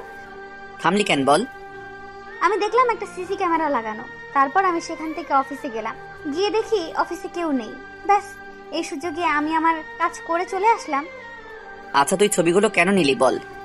তোকে নিজের কাছে রাখার জন্য। কি হলো বল? তার উত্তর খুব তাড়াতাড়ি পেয়ে যাবি। এখন বেশি কথা না বলে খাবার শেষ কর। না, আমার তারা আছে। নীলা ম্যাম গাড়িতে আমার জন্য অপেক্ষা করছে। কি বললি? ও তোর জন্য অপেক্ষা করছে? আমিও তোর মতো অবাক হচ্ছি। হয়তো সেদিন ওনার সম্মান বাঁচিয়েছি বলে। সম্মান বাঁচিয়েছিস মানে? তারপর আমি ওকে সবকিছু বললাম। সব শোনার পর তিশা বলল, আমার মনে হয় ও তোর সাথে আর খারাপ ব্যবহার করবে না। তাই যেন হয়। এবার আমাকে যেতে হবে। তোকে আমি কি বললাম? তাড়াতাড়ি খাবারগুলো শেষ কর। তারপর আর কি, খাওয়া শুরু করলাম। আমি খাচ্ছি আর তিশা এক দৃষ্টিতে আমার দিকে তাকিয়ে আছে। ওই, তুই যদি এভাবে তাকিয়ে থাকিস তাহলে আমার অসুবিধা হবে। ওই বেশি কথা বলবি না। তারপর খাওয়া দাওয়া শেষ করে আমি বললাম, বিল কিন্তু তোকেই দিতে হবে। সেটা তোকে বলতে হবে না। তারপর তিশা বিল দিল। দুজনে রেস্টুরেন্ট থেকে বের হয়ে গেলাম। তিশা বলল, চল তোকে গাড়ি পর্যন্ত দিয়ে আসি। ওই, আমি কি ছোট বাচ্চা নাকি যে আমাকে দিয়ে আসতে হবে? আমার কাছে তুই এখনো বাচ্চা। তারপর দুজনেই গাড়ির কাছে চলে আসলাম। আমি তিশাকে বললাম, তিশা, তোকে আমি রিকোয়েস্ট করছি, তুই ছবিগুলো ডিলিট করে দিস। সময় হলে আমি নিজেই করে দেব। কি হলো, তোর ম্যামকে দেখছি না যে? তাই তো, এখানেই তো থাকার কথা। আছে হয়তো আশেপাশে কোথাও। এবার তুই চলে যা। যাচ্ছি। তার আগে তুই ওইদিকে দেখ তো, এটা কি দেখা যাচ্ছে? আমি যেই তাকালাম অমনি তিশা আমার গালে একটা ইয়ে দিয়ে চলে গেল। কি দিল আপনারা নিজেরা বুঝে নিয়েন, আমার বলতে লজ্জা করছে। আমি কিছুক্ষণ ঘোরের মধ্যে ছিলাম। হঠাৎই কেউ বলতে লাগলো, মেয়েদের থেকে পাপ্পি নিতে খুব ভালো লাগে, তাই না? কথাটা আর কেউ নয়, নীলা ম্যাম বললেন। ওনাকে দেখে আমার ভয় করছে, কারণ ওনার চোখ দুটো লাল হয়ে আছে। আমি আমতা আমতা করে বললাম, ম্যাম, আপনার শরীর ঠিক আছে তো? আপনাকে এমন দেখাচ্ছে কেন? উনি কোনো কথা না বলে আমার হাত ধরে গাড়িতে বসালেন। তারপর নিজেই গাড়ি ড্রাইভ করতে লাগলেন। ওনার গাড়ি চালানো দেখে মনে হচ্ছে আমার উপর প্রচন্ড রেগে আছে। তারপর উনি বিড়বিড় করে বলতে লাগলেন, একবার শুধু বাড়িতে চল, তারপর তোকে দেখাচ্ছি। বাড়ির সামনে এসে উনি গাড়ি দাঁড় করালেন। তারপর রাগে হনহন করতে করতে ভিতরে চলে গেলেন। আমিও আর দাঁড়িয়ে না থেকে আমার রুমে চলে আসলাম। ঘড়ির দিকে তাকিয়ে দেখি 9টা বেজে গেছে। তাই বসে কিছুক্ষণ পড়লাম। কিছুক্ষণ পর খাওয়ার জন্য ডাক আসলো। আমি গেলাম। গিয়ে দেখি নীলা ম্যাম খাবার টেবিলে বসে আছে। আমাকে দেখে আমার দিকে রাগী দৃষ্টিতে তাকিয়ে আছে। আঙ্কেল আমাকে বলল, দাঁড়িয়ে আছো কেন, বসো। তারপর আমি বসলাম। তা তোমার পড়ালেখা কেমন চলছে? আপনাদের দোয়াই ভালোই চলছে। আর কিছুদিন পর পরীক্ষা, তা দুজনের প্রিপারেশন কেমন? আমি আর নীলা ম্যাম একসাথে বললাম ভালো। এভাবে কথা বলতে বলতে খাবারের পর্ব শেষ করলাম। খাবার শেষ করে আমি আমার রুমে চলে আসলাম। রুমে এসে কিছুক্ষণ পরে ঘুমানোর চেষ্টা করলাম। হঠাৎই দরজা আটকানোর শব্দে ঘুমটা ভেঙে গেল। তাকিয়ে দেখি নীলা ম্যাম, উনি আমার দিকে আসতে এগিয়ে আসছে। কি হলো, আপনি এত রাতে এখানে কি করছেন? আর এইভাবে আমার কাছে আসছেন কেন? নীলা ম্যাম কোনো কথা না বলে এক লাফে আমার গায়ের উপর উঠে গেল। আমি তো শুধু হা করে তাকিয়ে আছি। মেয়েদের থেকে পাপ্পি নিতে খুব ভালো লাগে তাই না? এবার আমিও দেখবো কত পাপ্পি নিতে পারিস। এই কথা বলে নীলা ম্যাম আমার দিকে গালে মুখে ঠোঁটে পাগলের মতো কিস করতে লাগলো। আমার মুখ দিয়ে কোনো কথা বের হচ্ছে না, শুধু বোকার মতো তাকিয়ে আছি। না, এভাবে আর কিছুক্ষণ চললে আমি নিজেকে কন্ট্রোল করতে পারবো না। তারপর কোনো উপায় না পেয়ে ওনাকে ধাক্কা মেরে নিচে ফেলে দিলাম। আপনি সব কি করছেন? পাগল হয়ে গেছেন নাকি? আমি পাগল হয়ে গেছি শুধু তোর জন্য। আপনার মাথাটা একেবারে গেছে। কি সব আবল তাবল বকছেন? কালকে গিয়ে ডাক্তার দেখাবেন। আমি একদম ঠিক আছি, আমার কিছুই হয়নি। তাহলে আপনি এসব কি করছেন? আমি তোমাকে ভালোবেসে ফেলেছি। কি বললেন? আপনি আমাকে ভালোবাসেন? How funny! আমি কি কাউকে ভালোবাসতে পারি না নাকি? আপনি হচ্ছেন অহংকারী। অহংকারীরা কখনো কাউকে ভালোবাসতে পারে না। বিশ্বাস করো, আমি তোমাকে সত্যিই ভালোবাসি। কিন্তু আমি আপনাকে ভালোবাসি না, কারণ আপনার আর আমার সম্পর্ক কেউ মানবে না। অবশ্যই মানবে। তুমি শুধু আমাকে আপন করে নাও, তারপর যা করার সব আমি করব। আপনাকে কখনো ভালোবাসতে পারবো না। তাহলে এটাই তোমার শেষ কথা? মম। আমিও দেখব তুমি আমাকে কতদিন ভালো না বেসে থাকতে পারো। এ কথা বলে কান্না করতে করতে চলে গেল। উফ, আমি মনে হচ্ছে পাগল হয়ে যাব। একদিকে তিশা আর একদিকে নীলা, দুজনেই মনে হচ্ছে আমাকে পাগল বানিয়ে ছাড়বে। না, এবার আমাকে একটু ঘুমাতে হবে। তারপর ঘুমিয়ে গেলাম। সকালে কারো হাতের ছোঁয়ায় পেয়ে ঘুম ভাঙলো। তাকিয়ে দেখি নীলা ম্যাম আমার মাথায় হাত বুলিয়ে দিচ্ছে। আমি তাড়াতাড়ি উঠে গেলাম। আমাকে এভাবে উঠতে দেখে নীলা ম্যাম বলতে লাগলো, কি হলো, উঠে পড়লে কেন? ঘুমাও। আপনি যা শুরু করেছেন, এরপর আমার ঘুম আর আসছে না। কি করলাম আমি? আপনি আমার মাথায় হাত বুলিয়ে দিচ্ছেন কেন? আমার ভালো লাগছে তাই দিচ্ছি। কিন্তু আমার ভালো লাগছে না। আচ্ছা, আমি যখন তোমার বউ হব তখন তো এইভাবে হাত বুলিয়ে দিতে পারবো। বউ মানে কার বউ? আর আপনাকে কে বিয়ে? কেউ না, শুধু তুমি করলেই হবে। আমি বিয়ে করব আপনাকে? কোনো দিনও না। আপনি আমাকে বিয়ে করার স্বপ্ন দেখতে পারেন, কিন্তু সেই স্বপ্ন কখনো পূরণ হবে না। কেন পূরণ হবে না? আমি কি দেখতে খারাপ নাকি? না, আপনি দেখতে খুব সুন্দর। আপনি আমার থেকে ভালো উচ্চ লেভেলের ছেলে পাবেন। আমার উচ্চ লেভেলের ছেলে চাই না, শুধু তোমাকেই চাই। এটা আপনার আবেগ, যা কিছুদিন পর চলে যাবে। আবেগ নয়, আমি সত্যি সত্যি তোমাকে ভালোবাসি, বিশ্বাস করো। তোমার জন্য আমি নিজেকে বদলে ফেলেছি। আপনার ভালোবাসা আপনার কাছে রাখুন। এই কথা বলে আমি ওয়াশরুমে চলে আসলাম। ভালো তো তোমাকে আমায় বাসতেই হবে, সেটা যে করেই হোক। ওয়াশরুম থেকে বের হয়ে দেখি নীলা ম্যাম নেই। যাক বাবা, ভালোই হলো। এই মেয়ের মাথায় হঠাৎ ভালোবাসার ভূতটা কোথা থেকে এলো? নিশ্চয়ই কোনো মতলব আছে। কিছুক্ষণ পরে নাস্তা করার জন্য নিচে গেলাম। আমি গিয়ে টেবিলে বসতে অবাক হয়ে গেলাম, কারণ আজকে নীলা ম্যাম নাস্তা সার্ভ করছেন। আঙ্কেল, ওনার কি হয়েছে? আমিও তো তাই ভাবছি, যে মেয়ে কোনোদিন নিজের হাতে এক গ্লাস পানি এনে খায়নি, সে খাবার সব করছে। আমাদের এসব কথা শুনে নীলা ম্যাম বলতে লাগলো, তোমরা কি শুরু করেছো বলো তো? কি শুরু করলাম? আর তোকে এসব কাজ করতে কে বলেছে? কেউ বলেনি, আমি নিজে থেকেই করছি। আর তাছাড়া বিয়ের পর তো আমাকে এসব করতেই হবে, তাই আগে থেকেই করছি। তোর যেখানে বিয়ে দিব সেখানে তোকে এসব কিছুই করতে হবে না, একেবারে রাজরানীর মতো থাকবি। না, আমি রাজরানীর মতো থাকতে চাই না। আর আমি যাকে বিয়ে করব তার বাড়িতে আমাকে এসব কিছু করতে হবে। আমার মেয়ে মনে হয় কাউকে পছন্দ করছে। তা ছেলেটাকে? এখন না বাবা, সময় হলে সব জানতে পারবে। কথা না বলে নাস্তা করো। এদিকে নীলা ম্যামের কথা শুনে আমার অবস্থা খারাপ হয়ে গেল। না, এ বাড়িতে দেখছি বেশি দিন থাকা যাবে না। তারপর নাস্তা শেষ করে নিজের রুমে চলে আসলাম। আজকে কলেজ বন্ধ, তাই রুমে এসে ভাবতে লাগলাম কি করব। অনেকদিন হয়ে গেল ছাদে যাইনি। ছাদে গিয়ে এদিক ওদিক হাঁটতে লাগলাম। কিছুক্ষণ পরেই ফোনটা বেজে উঠলো। হাতে নিয়ে দেখি তিশা। এর আবার কি হলো?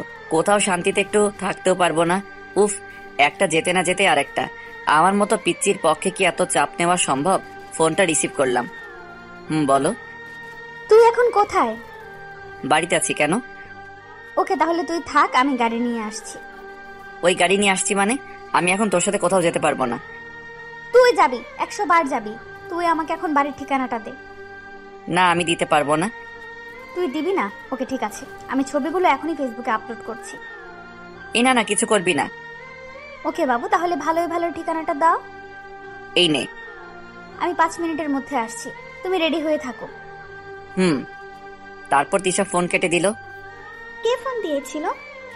চেয়ে দেখি নীলা ম্যাম। একটা ফ্রেন্ড। কোন ফ্রেন্ড? সত্যি বলবে? আসলে কালকে যার সাথে দেখা করতে গিয়েছিলাম সে। এ কথা বলতে না বলতে নীলা ম্যাম তেলে বেগুনে জ্বলে উঠল। তারপর বলতে লাগলো, কি তুই এই কুত্তিটার সাথে দেখা করতে যাচ্ছিস? তুই যদি বাড়ির বাইরে এক পা রেখেছিস তাহলে আমি তোর ঠ্যাং ভেঙে ফেলবো। যাব, 100 বার যাব। আপনি আমার কে হন? দেখতে চাস তুই আমার কে? এ কথা বলেই নীলা ম্যাম আমার মাথার পিছনে হাত দিয়ে ওনার ঠোঁটের সাথে আমার ঠোঁট লাগিয়ে দিলেন। তারপর নীলা ম্যাম আমার ঠোঁটের উপরে অত্যাচার করতে লাগলো। এভাবে পুরো 5 মিনিট অত্যাচার করলো। তারপর ছেড়ে দিয়ে বলতে লাগলো, এবার নিশ্চয়ই বুঝে গেছো তুমি আমার কে হও, আর বাড়ির বাইরে বের হবার কথা যেন মাথায়ও না আসে। এ কথা বলেই নীলা ম্যাম চলে গেল।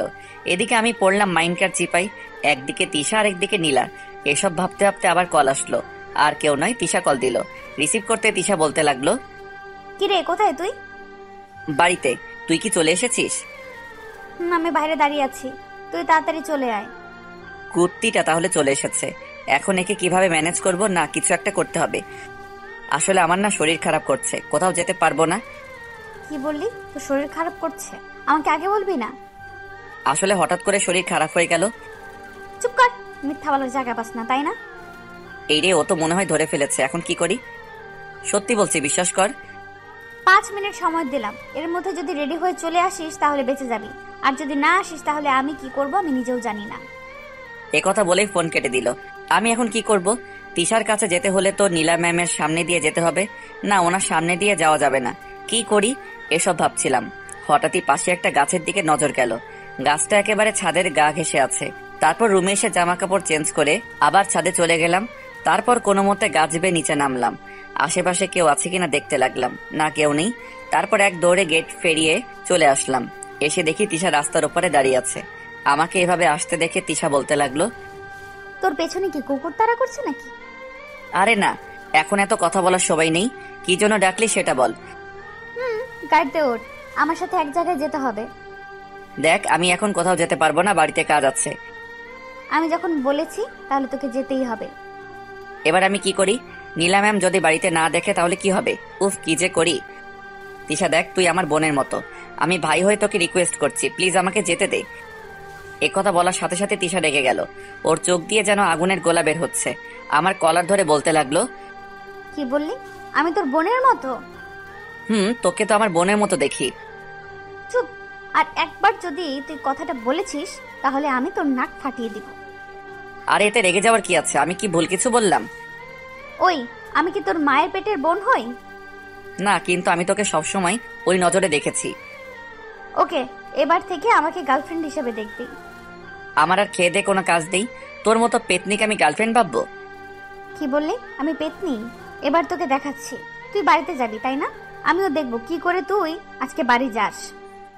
এ কথা বলে তিশা সোজা আমার হাত ধরে গাড়ির ভিতরে নিয়ে গেল। তারপর গাড়ি চালাতে লাগলো। এদিকে নীলা ম্যাম আমাকে বাড়িতে না দেখে কান্না শুরু করে দিলেন। মনে মনে বলতে লাগলো, না, আরিয়ান শুধু আমার, ওকে ছাড়া আমি বাঁচবো না। যে করেই হোক ওকে আমার পেতেই হবে। ওই দিশা মেয়েটার হাব ভাব দেখে মনে হচ্ছে ও আরিয়ানকে ভালোবাসে। না, এবার সবকিছু বাবাকে জানাতে হবে। এ কথা বলে ওর বাবার রুমে চলে গেল। বাবা, তোমার সাথে আমার কিছু কথা আছে। তোর আবার কি হলো? তোকে এমন দেখাচ্ছে কেন? বাবা, আমি একদম ঠিক আছি, আমার কিছু হয়নি। তোকে দেখে মনে হচ্ছে তুই কান্না করেছিস।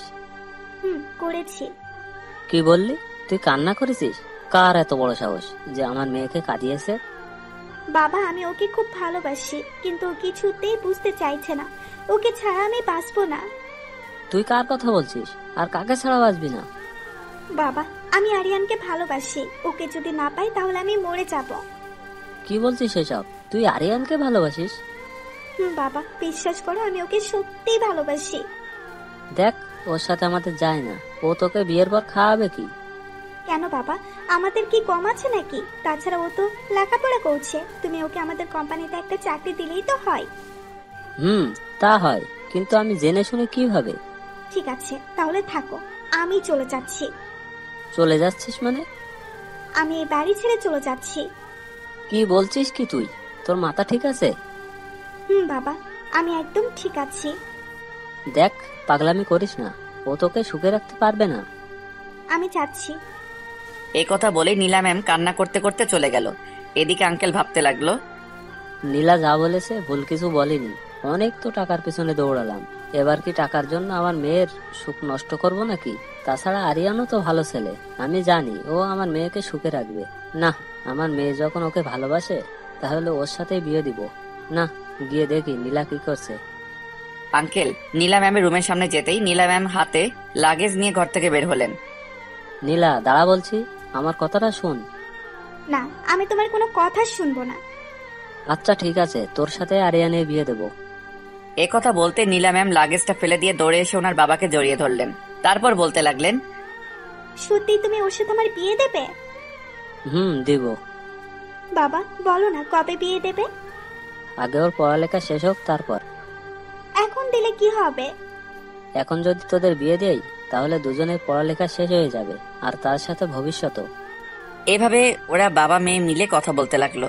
এদিকে আমার অবস্থা একেবারে খারাপ হয়ে যাচ্ছে। আমি শুধু নীলা ম্যামের কথা ভাবছি। না জানি আমাকে না দেখতে পেয়ে কি করছে। তিশা আমাকে নিয়ে একটা পার্কে এলো। পার্কে এসে তিশা আমাকে একটা নির্জন জায়গায় নিয়ে এলো। ওই, আমাকে এখানে নিয়ে এলি কেন? সবাই যে জন্য আসে, মানে প্রেম করতে এসেছি। দেখ, আমার এসব ভালো লাগছে না, আমি বাড়ি যাচ্ছি। তুই এখান থেকে কোথাও যাবি না, দাঁড়িয়ে থাক, আমি আসছি। এ কথা বলে তিশা চলে গেল, আর আমি দাঁড়িয়ে রইলাম। কিছুক্ষণ পর আবার ফিরে আসলো, কিন্তু ওর হাতে ফুল দেখা যাচ্ছে কেন? আজকে তিশাকে অনেক সুন্দর লাগছে, যেটা আমি প্রথমে খেয়াল করিনি। এসব ভাবতে ভাবতে তিশা কখন যে আমার সামনে চলে এলো বুঝতেই পারিনি। তারপর তিশা আমার সামনে হাঁটু গেড়ে বসে বলতে লাগলো, দেখো আরিয়ান, আমি ঘুরিয়ে ফিরে কথা বলতে পারি না, যা বলার সোজাসুজি বলি। জানি না তুমি কথাটা কিভাবে নিবে, কিন্তু তোমাকে কথাটা না বলা পর্যন্ত আমার শান্তি হচ্ছিল না। তারপর তিশা বলল, আরিয়ান, আমি তোমাকে ভালোবাসি, আই লাভ ইউ, প্লিজ আমাকে ফিরিয়ে দিও না। ওর কথা শুনে আমি বোবা হয়ে গেলাম, মুখ দিয়ে কোনো কথা বের হচ্ছে না। তিশা কি বলছে? ওরও কি নীলা ম্যামের মতো খারাপ হয়ে গেল নাকি? আমাকে চুপ থাকতে দেখে তিশা বলতে লাগলো, কি হলো, কি ভাবছো? আমার উত্তর দাও।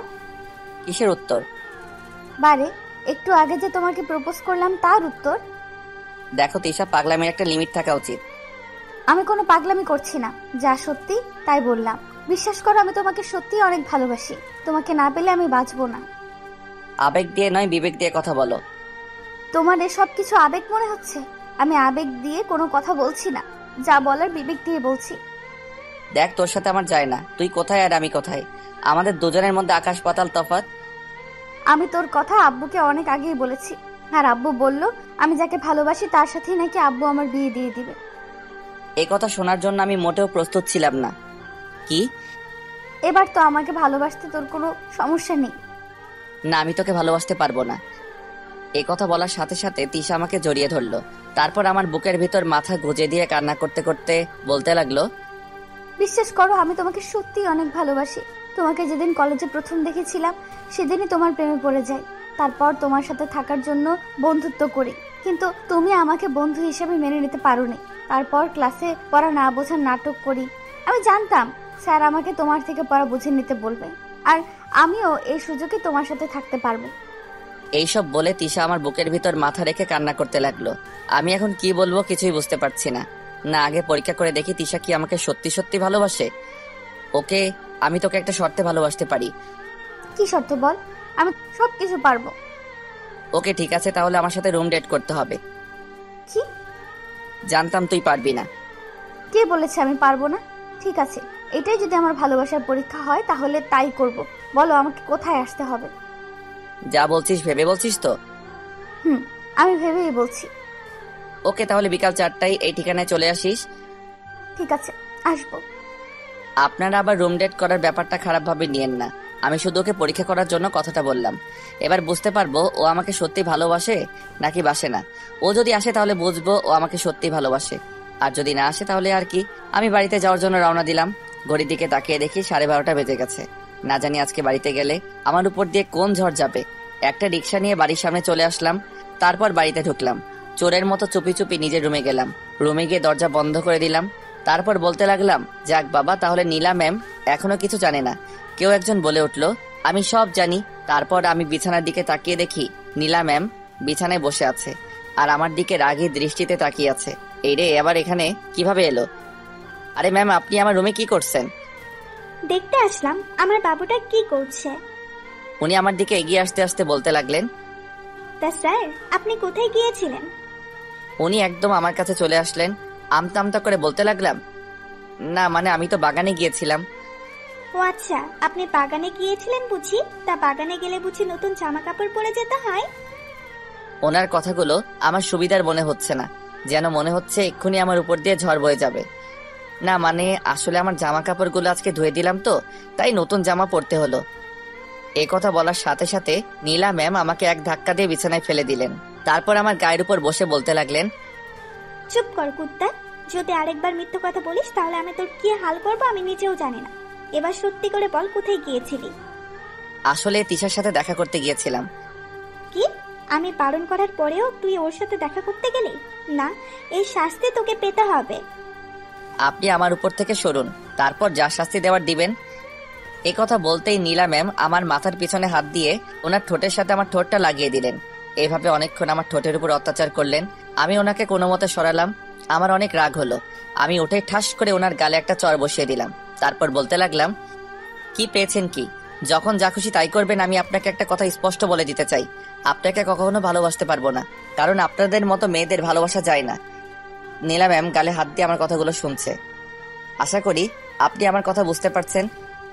আমিও দেখব তুমি কতদিন আমাকে ভালো না বেসে থাকতে পারবে। এ কথা বলে চলে গেল। আমি তো এখনো বিশ্বাস করতে পারছি না আমি নীলা ম্যামকে চড় মারলাম আর উনি আমাকে কিছুই বললেন না। তারপর আমি ওয়াশরুমে চলে গেলাম। 2 মিনিটের মধ্যে গোসল করে চলে আসলাম। শীতকালের গোসল, আপনারা তো বুঝতেই পারছেন। ওয়াশরুম থেকে বের হবার কিছুক্ষণ পরেই আজান দিল। তারপর মসজিদে চলে গেলাম নামাজ পড়তে। নামাজ পড়ে বাড়িতে এসে খাওয়া দাওয়া করে ঘুমানোর চেষ্টা করলাম, কিন্তু আমার চোখে ঘুম আসছে না। শুধু বারবার তিশা আর নীলা ম্যামের কথা মনে হচ্ছে। দেখে মনে হচ্ছে দুজনেই আমাকে ভালোবাসে। উফ, আমি এখন কোন দিকে যাব? প্রিয় পাঠক পাঠিকারা, আপনারা কিছু বলেন। বিকাল 4টায় আমার ঘুম ভাঙলো। তাড়াতাড়ি উঠে তিশাকে যে ঠিকানায় আসতে বললাম ওখানে চলে গেলাম। গিয়ে দেখি তিশা এখনো আসেনি। তার মানে ও আসবে না, না আসলেই ভালো হয়। হঠাৎই কেউ একজন পিছন থেকে বলল, আমি চলে এসেছি। পিছনে ফিরে দেখি বোরখা পরা একটা মেয়ে দাঁড়িয়ে আছে। কিছুই দেখা যাচ্ছে না। কে আপনি? একথা বলতে মেয়েটি ওর মাথার হিজাবটা খুলে ফেললো। হিজাব খোলার পর দেখলাম মেয়েটি আর কেউ নাই, তিশা। ওকে এভাবে দেখবো আমি ভাবতে পারিনি। তোমার যা করার তাড়াতাড়ি করো, আমার বাড়িতে কাজ আছে। আচ্ছা, এখানে বসো। ও বসলো। ও বসার পর আমি ওকে বললাম, তুই এখানে কেন এলি? আমার ভালোবাসার পরীক্ষা দিতে। কেন? তুই জানিস না বিয়ের আগে এসব করা ঠিক নয়? জানি, কিন্তু তোমাকে যে অনেক ভালোবেসে ফেলেছি। আমার মতো ছোট লোকের মধ্যে কি এমন দেখলি যে আমাকে ভালোবাসতে হলো? একথা বলতেই তিশা রেগে গেল। তারপর বলতে লাগলো, ওই, তুই কি আমাকে এখানে এসব বলার জন্য আনলি? সত্যি কথা বলতে রুম ডেট করার কথাটা আমি তোকে এমনি বলছিলাম। আমি আসলে দেখতে চেয়েছিলাম তুই আমাকে কতটা ভালোবাসিস। একথা বলার পর তিশা রেগে গিয়ে যা করলো তারপর বলতে লাগলো, কি বললি? তুই আমাকে পরীক্ষা করছিলি? প্লিজ তুই রাগ করিস না। আচ্ছা ঠিক আছে, রাগ করব না। আমাকে এটা বল, আমি কি পরীক্ষায় উত্তীর্ণ হতে পেরেছি? পেরেছিস। একথা বলতে না বলতে তিশা আমাকে হুট করে জড়িয়ে ধরলো। তারপর বলতে লাগলো, কি? তার মানে তুই আমাকে এবার থেকে ভালোবাসবি? আমি এখন কি বলবো কিছুই বুঝতে পারছি না। আমাকে চুপ থাকতে দেখে তিশা আবার বলতে লাগলো, কি হলো বল? দেখ তিশা, আমি তোকে আগে বলেছি, এখনো বলছি, তোকে আমি ভালোবাসতে পারবো না। প্লিজ, কেন আমার সাথে এমন করছিস? সত্যি তোকে আমি অনেক ভালোবেসে ফেলেছি। দেখ, আমার কিছু করার নেই। তুই যদি আমাকে ভালো না বাসিস তাহলে আমি এক্ষুনি এই ছুরি দিয়ে নিজেকে শেষ করে দেব। ওর হাতের দিকে তাকাতে একটা ছুরি দেখতে পেলাম। ওর হাতে ছুরি দেখে আমার ভয় করতে লাগলো। তিশা দেখ, পাগলামি করিস না, ছুরিটা হাত থেকে ফেলে দে। না, আজকে আমি নিজেকে শেষ করে দেব। তোকে যখন পাবো না তাহলে আর এই জীবন রেখে কি লাভ? তুই আমার থেকে ভালো কাউকে জীবন সাথী করে পাবি। ও কান্না করতে করতে বলতে লাগলো, তোকে আমি কতবার বলবো, আমি ভালো কাউকে চাই না, শুধু তোকে চাই। মুখ দিয়ে কোনো কথা বের হচ্ছে না। আমি 1 থেকে 3 পর্যন্ত গুনবো। এর ভেতর যদি তুই আমাকে কাছে টেনে না নিস তাহলে আমি এই ছুরি দিয়ে নিজেকে শেষ করে দিব। এবার পড়লাম মহাবিপদে। ও যা জেদি মেয়ে, যদি সত্যি সত্যি কিছু করে ফেলে। এদিকে তিশা কাউন্ট শুরু করে দিল। 1 বলার পর কিছুক্ষণ আমার দিকে তাকিয়ে রইল। এভাবে 3 পর্যন্ত গোনা শেষ করে বলতে লাগলো, তোকে নিয়ে আমি অনেক স্বপ্ন দেখেছিলাম, তোর সাথে সারা জীবন কাটাতে চেয়েছিলাম, কিন্তু তুই আমাকে সেই সুযোগ দিসনি। বিশ্বাস কর, তোকে আমি অনেক ভালোবাসি, কিন্তু তুই আমার ভালোবাসাটা বুঝতে পারিসনি। আমি এতক্ষণ দাঁড়িয়ে দাঁড়িয়ে কথাগুলো শুনছিলাম। আমার তো বিশ্বাস হচ্ছে না, একটা মেয়ে আমাকে এত ভালোবাসে, আর আমি কি না তার ভালোবাসাকে আবেগ বলে উড়িয়ে দিচ্ছি। ভালো থাকিস, আর কখনো তোকে বিরক্ত করব না। এ কথা বলেই ও ছুরিটা হাতের শিরার উপর রাখলো, তারপর চোখ বন্ধ করে ফেললো। যেই শিরা কাটতে অমনি আমি দৌড়ে গিয়ে ওর হাত থেকে ছুরিটা ফেলে দিলাম। তারপর ওকে শক্ত করে বুকে জড়িয়ে ধরলাম। বুকের ভিতর জড়িয়ে ধরতেই ও একদম শান্ত হয়ে গেল। এভাবে কতক্ষণ ছিলাম জানি না। কিছুক্ষণ পর ও বুক থেকে মাথা তুলে আমার দিকে তাকিয়ে রইল। আমি ওর কপালে একটা চুমু দিলাম। সাথে সাথে ও আমাকে আবার জড়িয়ে ধরে কান্না করে দিল। এত কান্না কিসের? কান্না বন্ধ কর বলছি।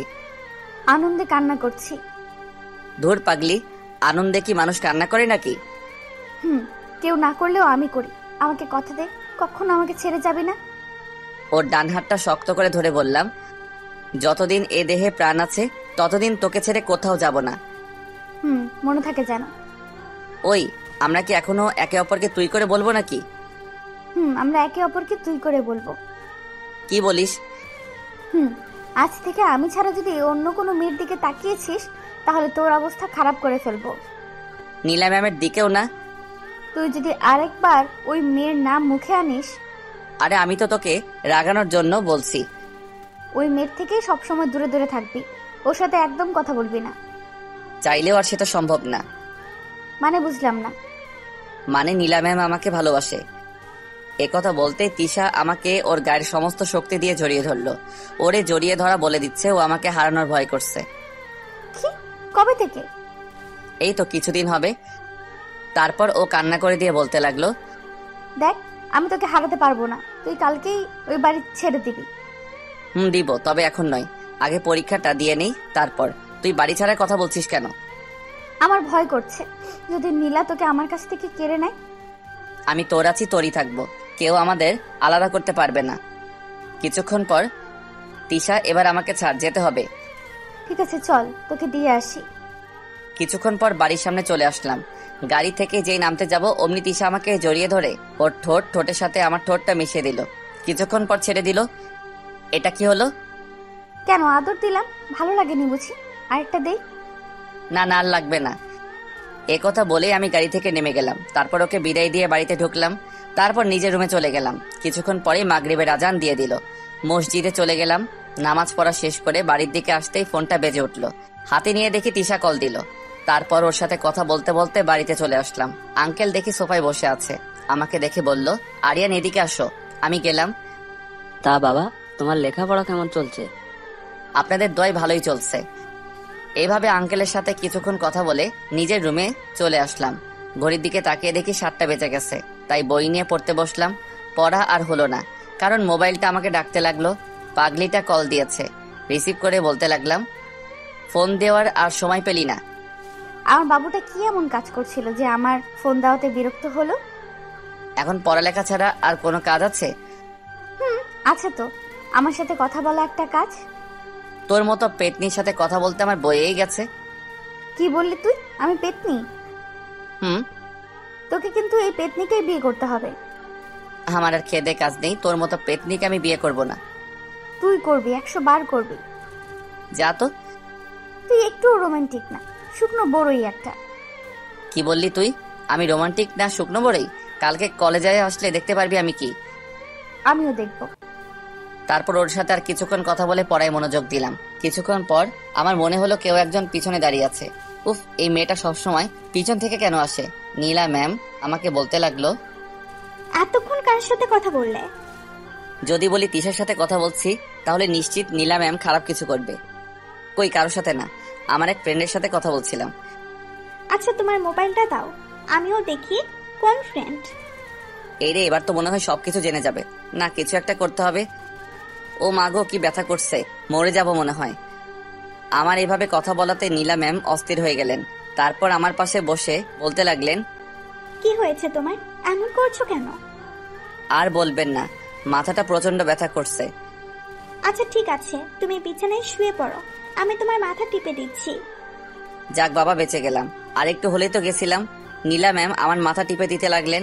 ওনার হাতের স্পর্শ পেয়ে কখন যে ঘুমিয়ে গেলাম বুঝতেই পারিনি। এদিকে স্বপ্নে আমি দেখতে লাগলাম তিশাকে জড়িয়ে ধরে শুয়ে আছি।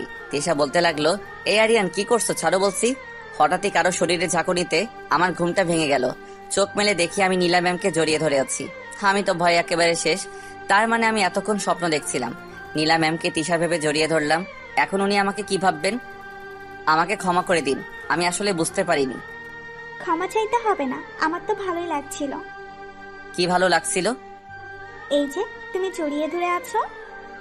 এ কথা বলার সাথে সাথে ওনাকে ছেড়ে দিলাম। দেখুন, আমি কিন্তু ইচ্ছে করে এসব করিনি। জানি তো। এখন আপনি যেতে পারেন। যাব। তার আগে আমাকে একটা ইয়ে দাও। ইয়ে দাও মানে ঠিক বুঝলাম না। আর আমি পাপ্পির কথা বলছি। কি? এ কথা বলার সাথে সাথে আমি এক লাফে বিছানা থেকে নেমে ওয়াশরুমে চলে গেলাম। যাক বাবা, বেঁচে গেলাম। কি ধকলটাই না গেল। এদিকে আমার এই অবস্থা দেখে নীলা ম্যাম হাসতে হাসতে চলে গেলেন। উনি চলে যাওয়ার পর ওয়াশরুম থেকে বের হয়ে চলে আসলাম। তারপর ঘড়ির দিকে তাকিয়ে দেখি 10টা বেজে গেছে। তারপর খাবার টেবিলে চলে গেলাম। নীলা ম্যাম দেখে আমার দিকে তাকিয়ে হাসছে। এইভাবে খাবার শেষ করে রুমে চলে আসলাম। রুমে এসে আর কিছুক্ষণ পড়লাম, তারপর ঘুমিয়ে গেলাম। সকালে আজানের শব্দে ঘুমটা ভেঙে গেল। তারপর মসজিদে চলে গেলাম, নামাজ পড়ে আবার বাড়িতে চলে আসলাম। এইভাবেই কিছুদিন চলে গেল। এদিকে তিশা আর আমার প্রেম বেশ ভালোই চলছে। আর নীলা ম্যামের প্যারা তো আছেই। পরীক্ষার আর 1 মাস বাকি। একদিন আমি আর তিশা মিলে পার্কে বসে প্রেম করছিলাম। হঠাৎই তিশা আমাকে বলল, আচ্ছা নীলা কি এখনো তোমাকে ভালোবাসে? বাসে। উনি তো আর আমাদের সম্পর্কের কথা জানেন না। এবার জানানোর সময় হয়েছে। কি? না, ভুলেও নীলা ম্যামকে আমাদের সম্পর্কের কথা বলবি না। না, এবার আমাদের বলতেই হবে। এই কথা বলে তিশা মোবাইলে কি যেন করতে লাগলো। তারপর বলল, কাজ হয়ে গেছে। কাজ হয়ে গেছে মানে? কি করেছিস? এই ছবিগুলো দেখতে পাচ্ছিস, এইগুলো আমি নীলার মোবাইলে পাঠিয়ে দিয়েছি। কি? তুই এটা কেন করলি বল? এটা দেখার পর নীলা তোর আর আমার ব্যাপারে সব জেনে যাবে, আর তোকে পাওয়ার কথা কখনো ভাববে না। এই কথা বলে তিশা আমাকে শক্ত করে জড়িয়ে ধরলো। তারপর বলতে লাগলো, দেখ, তোকে আমি কখনোই হারাতে পারবো না। আমি বুঝতে পারছি ও এটা কেন করলো। তারপর আমিও ওকে শক্ত করে জড়িয়ে ধরে ওর কপালে একটা চুমু দিলাম। তারপর বলতে লাগলাম, আমি জানি তুই আমাকে হারানোর ভয় করছিস। পৃথিবীর কোনো শক্তি আমাদের দুজনকে আলাদা করতে পারবে না। তোকে ভয় পেতে হবে না, আমি তোর আছি, তোরই থাকবো। তাই যেন হয়। এবার আমাকে ছাড়, বাড়ি যেতে হবে। আজকে তোর জন্য ক্লাসও করতে পারলাম না। ওই আমার জন্য মানে? আমি কি তোকে এখানে আটকে রেখেছি নাকি? তুই আটকে রাখিসনি, তোর ভালোবাসা আমাকে এখানে আটকে রেখেছে। তারপর ওর সাথে আর কিছুক্ষণ সময় কাটিয়ে বাড়িতে চলে আসলাম। বাড়িতে এসে দরজার সামনে দাঁড়িয়ে আছি। না জানি ভিতরে গেলে আমার জন্য কোন বিপদ অপেক্ষা করছে। তারপর দরজা খুলে ভিতরে ঢুকে যা দেখলাম, বাড়িতে কেউ নেই। কি ব্যাপার, সবাই গেল কোথায়? তারপর আমার রুমে চলে আসলাম।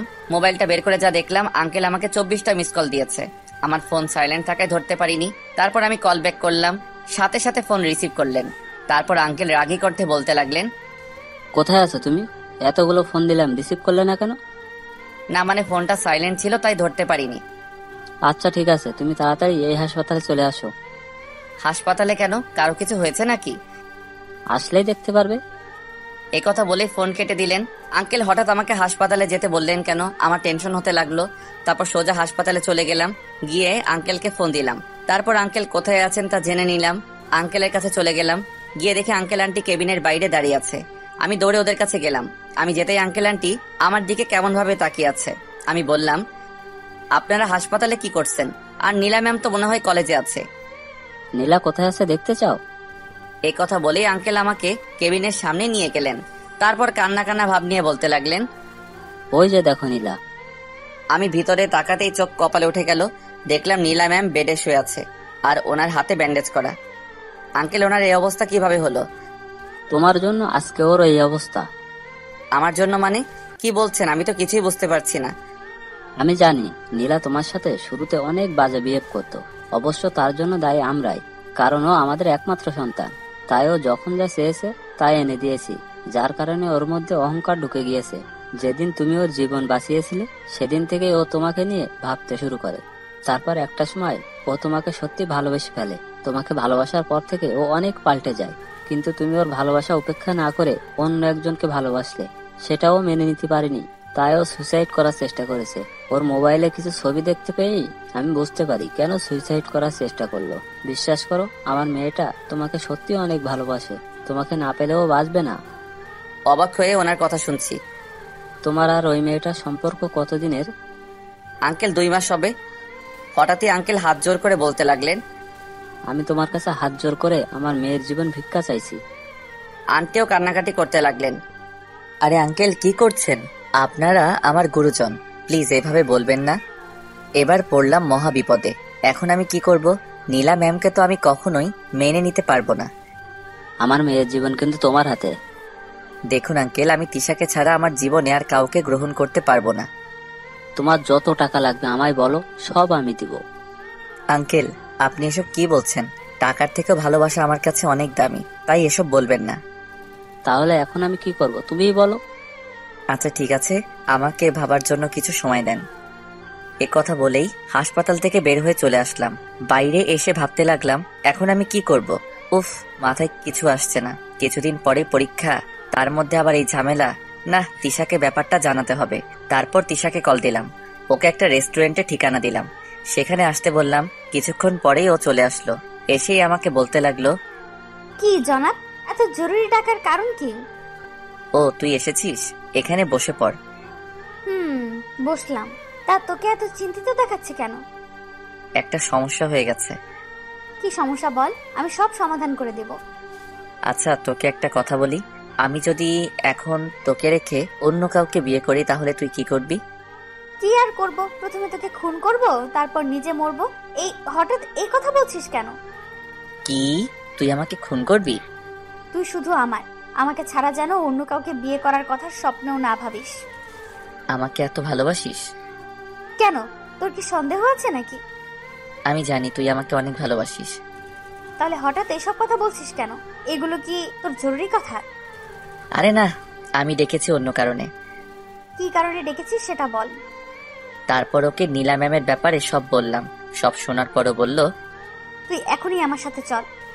তোর সাথে যাব মানে? কথা না বলে আমার সাথে চল। এই কথা বলে তিশা আমার হাত ধরে টেনে নিয়ে চলল। তারপর গাড়ির ভিতরে বসালো। ও গাড়িতে বসে গাড়ি স্টার্ট দিল। কি হলো, আমাকে কোথায় নিয়ে যাচ্ছিস? চুপ থাক, কোনো কথা বলবি না। তারপর আমি চুপ হয়ে গেলাম। কিছুক্ষণ চুপ থাকার পর ওর নীরবতা ভেঙে বলল, আমাকে বিয়ে করবি? হঠাৎ এই কথা বলছিস কেন?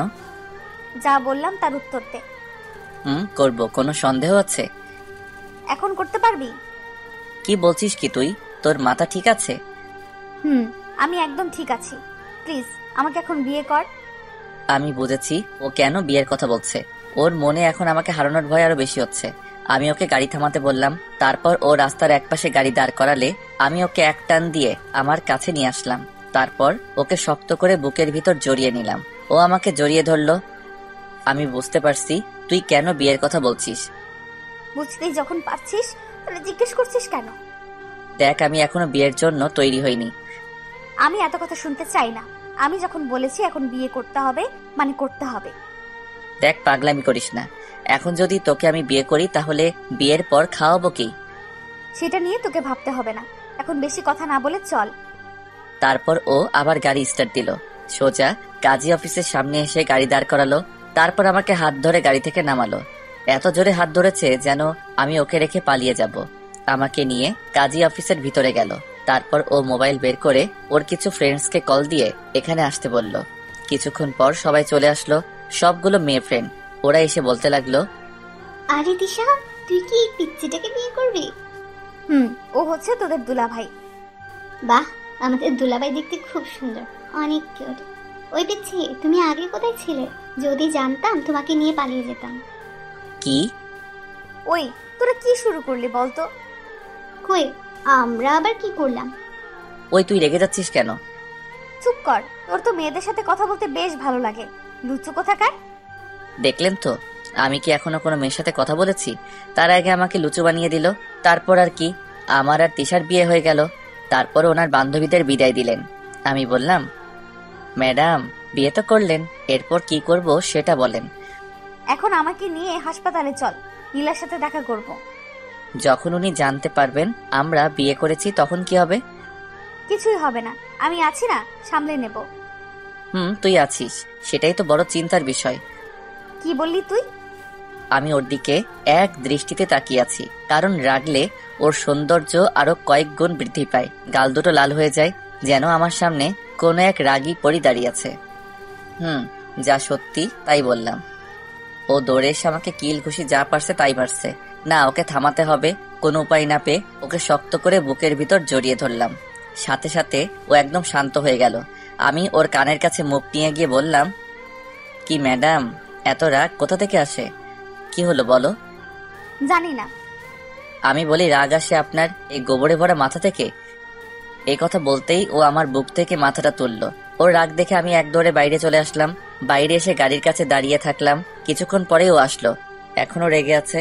কাছে এসে আমার চুলগুলো ধরে টানতে লাগলো, তারপর বলতে লাগলো, কি বললি তুই? আমার মাথায় গোবরে ভর্তি? সত্যি কথা বললে সবার গায়ে লাগে। চুপ কর। কি শয়তান মেয়ে রে বাবা, নিজের স্বামীর সাথে কেউ এভাবে কথা বলে? কেউ না বললেও আমি বলবো। এখন কথা না বাড়িয়ে চল নীলা ম্যামকে দেখে আসি।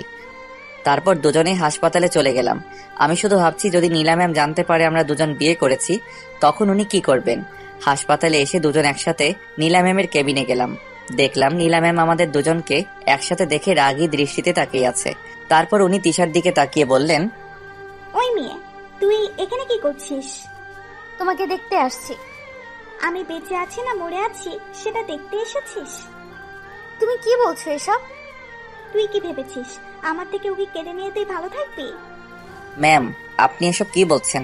আমি ওকে ভালোবাসি, তাই আপন করে নিয়েছি। এখানে কেড়ে নেওয়ার কথা এলো কেন? আমিও তোমাকে সত্যিকারের ভালোবাসি, প্লিজ আমাকে আপন করে নাও। একথা বলেই নীলা ম্যাম আমাকে জড়িয়ে ধরলেন। আমাকে জড়িয়ে ধরাতে তিশা তেলে বেগুনে জ্বলে উঠল। এক ধাক্কায় নীলা ম্যামকে আমার থেকে সরিয়ে দিলেন। তারপর বলতে লাগলেন, তোমার সাহস কি করে হয় আমার স্বামীকে জড়িয়ে ধরার? একথা বলার পর দেখি আঙ্কেল আন্টি সবাই হা করে তাকিয়ে আছে। স্বামী মানে? কার স্বামী? আমরা দুজনে বিয়ে করছি। ও যা বলছে তা কি সত্যি? সত্যি। না, এ হতে পারে না। তুমি শুধু আমার, তোমাকে ছাড়া আমি বাঁচবো না। দেখুন, কারো জন্য কারো জীবন থেমে থাকে না, এটাই হয়তো নিয়তি ছিল। হয়তো আপনি আমার থেকেও ভালো কাউকে আপনার জীবন সঙ্গী হিসেবে পাবেন। নীলা ম্যাম শুধু কান্না করছে। এখানে তোমার কোনো দোষ নেই, তুমি একদম সঠিক সিদ্ধান্ত নিয়েছো। বাবা, এখন আমার কি হবে? তোকে আমি বলেছিলাম ওর জন্য তোকে একদিন কান্না করতে হবে, আজ সেই দিন এলো। আঙ্কেল, এবার আমাদেরকে যেতে হবে। তোমরা এখন কোথায় যাবে? আমি এখন বিবাহিত, এখন তো আর আপনার বাড়িতে থাকা যায় না। কেন থাকা যাবে না? আমি কি তোমাদের তাড়িয়ে দিচ্ছি নাকি? না আঙ্কেল, আমি তা বলছি না। আমি নিজেই চলে যাচ্ছি। এবার আমাকে কিছু করতে হবে, নিজের পায়ে দাঁড়াতে হবে। আচ্ছা, তুমি যখন চলে যেতে চাইছো তাহলে তোমাকে আর আটকাবো না। তারপর আঙ্কেল আন্টির থেকে বিদায় নিয়ে চলে আসলাম। নীলা ম্যামের দিকে তাকিয়ে দেখি উনি কান্না করছেন।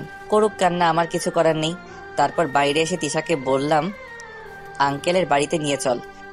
কেন, ওখানে গিয়ে কি করবি? তোকে যেটা বললাম সেটা কর।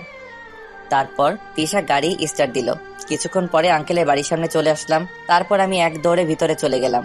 আমার রুমে গিয়ে জামা কাপড় গোছালাম। তারপর বের হয়ে চলে এলাম। ও, তুই জামা কাপড় নিয়ে এসেছিলি? ওই বিয়ে তো করলি, এবার কি করব সেটা বল। তোকে কিছু ভাবতে হবে না, যা করার আমি করছি। তারপর তিশা ফোন বের করে কাকে যেন কল দিল। তারপর কথা বলতে লাগলো। কথা বলা শেষ করলো। কি হলো, কার সাথে কথা বললি? তোর শ্বশুরের সাথে। আমি তো ভয় পেয়ে গেলাম, কারণ শুনলাম উনি নাকি রাগী মানুষ। উনিও আঙ্কেলের মতো বড় ব্যবসায়ী। তুই ওনাকে কি বলেছিস? দাঁড়া, আগে তোর ঘাম মুছে দেই। এবার বল। বাবার কথা শুনেই তোর এত ভয় হচ্ছে কেন? ভয় করছে মানে? তুই কি বলতে চাইছিস? আমি কি তোর বাবাকে ভয় পাই নাকি? তা তো দেখতেই পাচ্ছি, কিন্তু একটা। কি বললি? আমি ভীতু? দাঁড়া দেখাচ্ছি। এই বলে আমি ওকে যেই ধরতে যাব, অমনি এক দৌড়ে ও গাড়ির ভিতরে চলে গেল। এবার দেখি তুই করতে পারিস। এখন নয়, তোকে তো আমি পরে দেখে নিব। ও আচ্ছা, তাহলে আমিও দেখবো আমার বরটা কি করে। এবার কোথায় যাব, কোথায় থাকবো, আমার মাথায় কিছু আসছে না। গাড়িতে উঠে বস। কেন, সারা জীবন কি গাড়িতে থাকবো নাকি? তুই উঠে বস, আমি সব বলছি। তারপর আমি গাড়িতে উঠলাম। আমাদের বিয়ের কথা বাবাকে বলেছি। কি? বাবা আমাদের মেনে নিয়েছে। এত তাড়াতাড়ি মেনে নিল? অবাক হওয়ার কিছু নেই, বাবা আমার সুখের জন্য সব করতে পারে। তোর বাবা নিশ্চয়ই পাগল। কি বললি? বাবা পাগল? দেখ, রাগিস না। তুই দেখ, আমার মতো একটা ছেলে যার বাড়ি নেই গাড়ি নেই, এরকম একটা ছেলের বিয়ে হবার পরেও তোর বাবা কোনো রিয়াক্ট করলো না। এর মানে তোর বাবা মানে আমার শ্বশুর মশাই পাগল। দেখ, তোর হয়তো বাবাকে পাগল মনে হতে পারে, মা মারা যাওয়ার পর থেকেই। কি বললি? তোর মা মারা গেছে? কিন্তু তুই তো বলেছিলি বেঁচে আছে। বলেছিলাম, কারণ বাবা দ্বিতীয় বিয়ে করেছিল। আমার সৎ মা আছে, যদিও ওনাকে কখনো নিজের মা বলে মানতে পারিনি। একটা কথা আছে জানিস, পর কখনো আপন হয় না। বুঝলাম। এখন আমরা কোথায় যাচ্ছি? এইখানে বাবা আমার জন্য একটা ফ্ল্যাট কিনেছিল, সেখানেই যাচ্ছি। এবার থেকে আমরা ওখানেই থাকবো। না দেখ, আমি থাকতে পারবো না। তুই থাকলে থাক। কি বলছিস তুই? থাকবি না মানে? কেন? দেখ, এটা খারাপ দেখায়। আমি কি বলতে চাচ্ছি তুই নিশ্চয়ই বুঝতে পারছিস। তুই কি বলতে চাচ্ছিস আমি বুঝতে পারছি, কিন্তু তবুও তোকে থাকতে হবে। একটা বড় বিল্ডিং এর সামনে এসে গাড়ি দাঁড় করালো। কি হলো? গাড়ি দাঁড় করালি কেন? আমাদের বাড়িতে চলে এসেছি। আমাদের না, শুধু তোর। দেখ, আমার যা কিছু সবকিছু তো তোর, কেন এমন করছিস? আমি তো ভুল কিছু বলছি না। আমি এত কথা শুনতে চাই না, ভেতরে চল। না, আমি যাব না। এবার কিন্তু আমার রাগ হচ্ছে। তোর রাগ আসলে আমি কি করব? দেখ এবার আমি কি করি। এই বলে ও আমার কলার ধরে টেনে হিঁচড়ে ভিতরে নিয়ে গেল। আমি তো হা হয়ে গেলাম। মেয়েদের গায়ে যে এত জোর ছিল আগে জানতাম না। তারপর আমাকে ভিতরে নিয়ে গিয়ে দরজা বন্ধ করে দিল। উফ, এইভাবে কেউ নিয়ে আসে নাকি? চুপ কর, কোনো কথা বলবি না। চুপ করেই তো আছি। একেবারেই চুপ থাকবি। আমার ঘরটা গুছিয়ে নে। এই বলে ও কোমরে ওড়না বেঁধে নিয়ে কাজে লেগে গেল। বাহ, এই না হলে আমার বউ। আমি এতক্ষণ কোনো কথা বলিনি। ঘর গোছানো শেষ করে আমাকে বলতে লাগলো, কেমন হলো? আমি শুধু এক ধ্যানে ওর দিকে তাকিয়ে আছি। কি হলো? কথা বলছিস না কেন? আমি ধীরে ধীরে ওর দিকে এগোতে লাগলাম। ও আমতা আমতা করে বলতে লাগলো, কি হলো, এভাবে এগিয়ে আসছিস কেন? আমি ওর দিকে এগিয়ে আসছি। ও পিছনে যেতেই দেওয়ালের সাথে লেগে গেল। আমি ওকে দেওয়ালের সাথে চেপে ধরলাম। ওর হাত দুটো আমার হাতের মধ্যে আবদ্ধ করলাম। ও কোনো কথা বলছে না, চোখ বন্ধ করে দাঁড়িয়ে আছে। আমি ধীরে ধীরে ওর ঠোঁটের দিকে মুখ নিয়ে যেতে লাগলাম। ওর গরম নিঃশ্বাস আমার মুখের উপর পড়ছে। তারপর ওর ঠোঁটের সাথে আমার ঠোঁট লাগিয়ে দিলাম। সাথে সাথে ও আমাকে শক্ত করে জড়িয়ে ধরলো। এভাবে কতক্ষণ ছিলাম জানি না। কিছুক্ষণ পরেই তিশা আমাকে এক ধাক্কা দিয়ে অন্য রুমে চলে গেল। আর আমি দাঁড়িয়ে রইলাম। ঘড়ির দিকে তাকিয়ে দেখি বিকাল 4টা বেজে গেছে। আমি আমার ব্যাগ নিয়ে তিশার পাশে রুমে গেলাম। তারপর ফ্রেশ হয়ে এসে বিছানায় বসে রইলাম। কিছুক্ষণ পরে তিশা আমার কাছে আসলো। লজ্জায় ও আমার দিকে তাকাতে পারছে না। এই নাও, তোমার জন্য চা নিয়ে আসলাম। কি ব্যাপার, আমাকে তুমি করে বলছিস কেন? আমি কি আমার স্বামীকে তুমি করে বলতে পারি না? কেন নয়, বলতে পারিস। কিন্তু তুই তো বলেছিলি আমরা যেন একে অপরকে তুই করে বলি। ওকে আমার পাশে বসালাম। আগে যা বলেছি সব ভুলে যাও। এবার থেকে আমরা একে অপরকে তুমি করে বলবো। তাহলে তো আমাকে এটাও ভুলে যেতে হবে তুমি আমার বউ ছিলে। কি বললি? আরেকবার বল, মেরে নাক ফাটিয়ে দেব। না মানে তুমি তো বললে আগে যা বলেছ সব যেন ভুলে যাই। আমার সাথে মজা হচ্ছে তাই না? ওকে আলতো করে জড়িয়ে ধরে বললাম, আমি কি আমার বউয়ের সাথে মজা করতে পারি না? যাবে, কিন্তু এসব বিষয় নিয়ে মজা করা যাবে না। না, আমি করব। ওকে, তাহলে আমিও নাক ফাটাবো। কি মেয়ে রে বাবা, নিজের স্বামীর সাথে কেউ এভাবে কথা বলে? কেউ না বললেও আমি বলবো। আচ্ছা ঠিক আছে, তোমার মতো গুন্ডির সাথে ঝগড়া করার ইচ্ছা আমার নেই। কি বললে? আমি গুন্ডি? তোমার 14 গোষ্ঠীর সবাই গুন্ডি। এ কথা বলাতেই আমার মন খারাপ হলো। কারণ আপনারা তো জানেনই এই পৃথিবীতে আমার নিজের বলতে কেউ নেই। আমার তো আমি ছাড়া আর কেউ নেই। আমি তো ছোট থেকেই একা বড় হয়েছি। আমার আবার 14 গোষ্ঠী কোথা থেকে আসবে? তিশা বুঝতে পারলো আমার মন খারাপ হয়ে গেছে। ও আমাকে শক্ত করে জড়িয়ে ধরে বলল, কে বলেছে তোমার কেউ নেই? আমি আছি। তোমার সুখে দুঃখে সব সময় তোমার পাশে থাকবো। কখনো নিজেকে একা ভাববে না। ওকে শক্ত করে বুকের ভিতর জড়িয়ে ধরে বললাম, আমি চাই আমার বউটা যেন সব সময় আমার পাশে থাকে। কথা দিলাম সব সময় তোমার পাশে থাকবো। তারপর আমি ওর কপালে একটা চুমু দিয়ে ওকে ছেড়ে দিলাম। আচ্ছা, তুমি এই রুমে কি করছো? কেন, এখন থেকে তো আমি এখানেই থাকবো। থাকবে, কিন্তু এখানে নয়, আমার রুমে চলো। না, আমি এখানেই থাকবো। আমাদের বিয়ে হয়েছে না? বিয়ের পর কি স্বামী স্ত্রী আলাদা থাকে? ও, এই কথাটা তো আমার মাথাতে এলো না। পাগল একটা। এই কথা বলেই ও আমার জামা কাপড় নিয়ে রুমে চলে গেল। আমি বসে বসে চা খেতে লাগলাম আর ভাবতে লাগলাম কিছুদিন পরেই পরীক্ষা শুরু, না এবার পড়ালেখায় মন দিতে হবে। আমি রুম থেকে বের হলাম। এভাবে কিছু সময় চলে গেল। রাত্রিবেলায় খাবার খাওয়ার জন্য তিশা আমাকে ডাকলো। খাবার টেবিলে গিয়ে দেখি ও অনেক কিছু রান্না করেছে। আমি গিয়ে বসলাম, তারপর ও আমাকে খাবার বেড়ে দিতে লাগলো। আমি খাচ্ছি আর ও আমার দিকে তাকিয়ে আছে। আমি বুঝতে পারছি ও কেন তাকিয়ে আছে। এভাবে তাকিয়ে থাকলে তো আমার পেট খারাপ হবে। আচ্ছা ঠিক আছে, তুমি খাও, আমি তাকাবো না। তা আমার বউটা মনে হয় আগে খেয়ে ফেলছে। খেয়েছি, তুমি খেয়ে নাও। এই কথা বলতেই আমি ওকে আমার কাছে নিয়ে আসলাম, তারপর আমার পাশে বসালাম। তারপর এক লোকমা খাবার ওর মুখের সামনে ধরলাম। কি হলো, খাও, আমি কিন্তু শেষবার বলছি।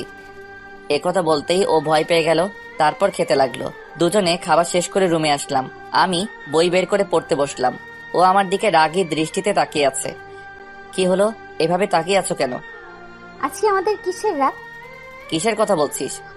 মনে করে বল, না হলে তোর কপালে দুঃখ আছে। আর আমি তো কিছুই বুঝতে পারছি না, তুই কি বলছিস? কুত্তা, আজকে আমাদের বাসর রাত। ও আমি তো ভুলেই গেছিলাম, আসলে কিছুদিন পর পরীক্ষা, তাই টেনশনে আছি। চুপ কর। ওই নিজের স্বামীর সাথে কেউ এভাবে কথা বলে? তো এক্ষুনি রুম থেকে বের হও। বের হব মানে? যেটা বলছিস সেটা কর। না, এখন ওর সামনে আর থাকা যাবে না। তারপর বের হওয়ার সময়ও বলল, ঠিক 10 মিনিট পর ভেতরে আসবে। যথা আজ্ঞা মহারানী। এই কথা বলে বের হয়ে চলে আসলাম। বাইরে এসে দাঁড়িয়ে আছি।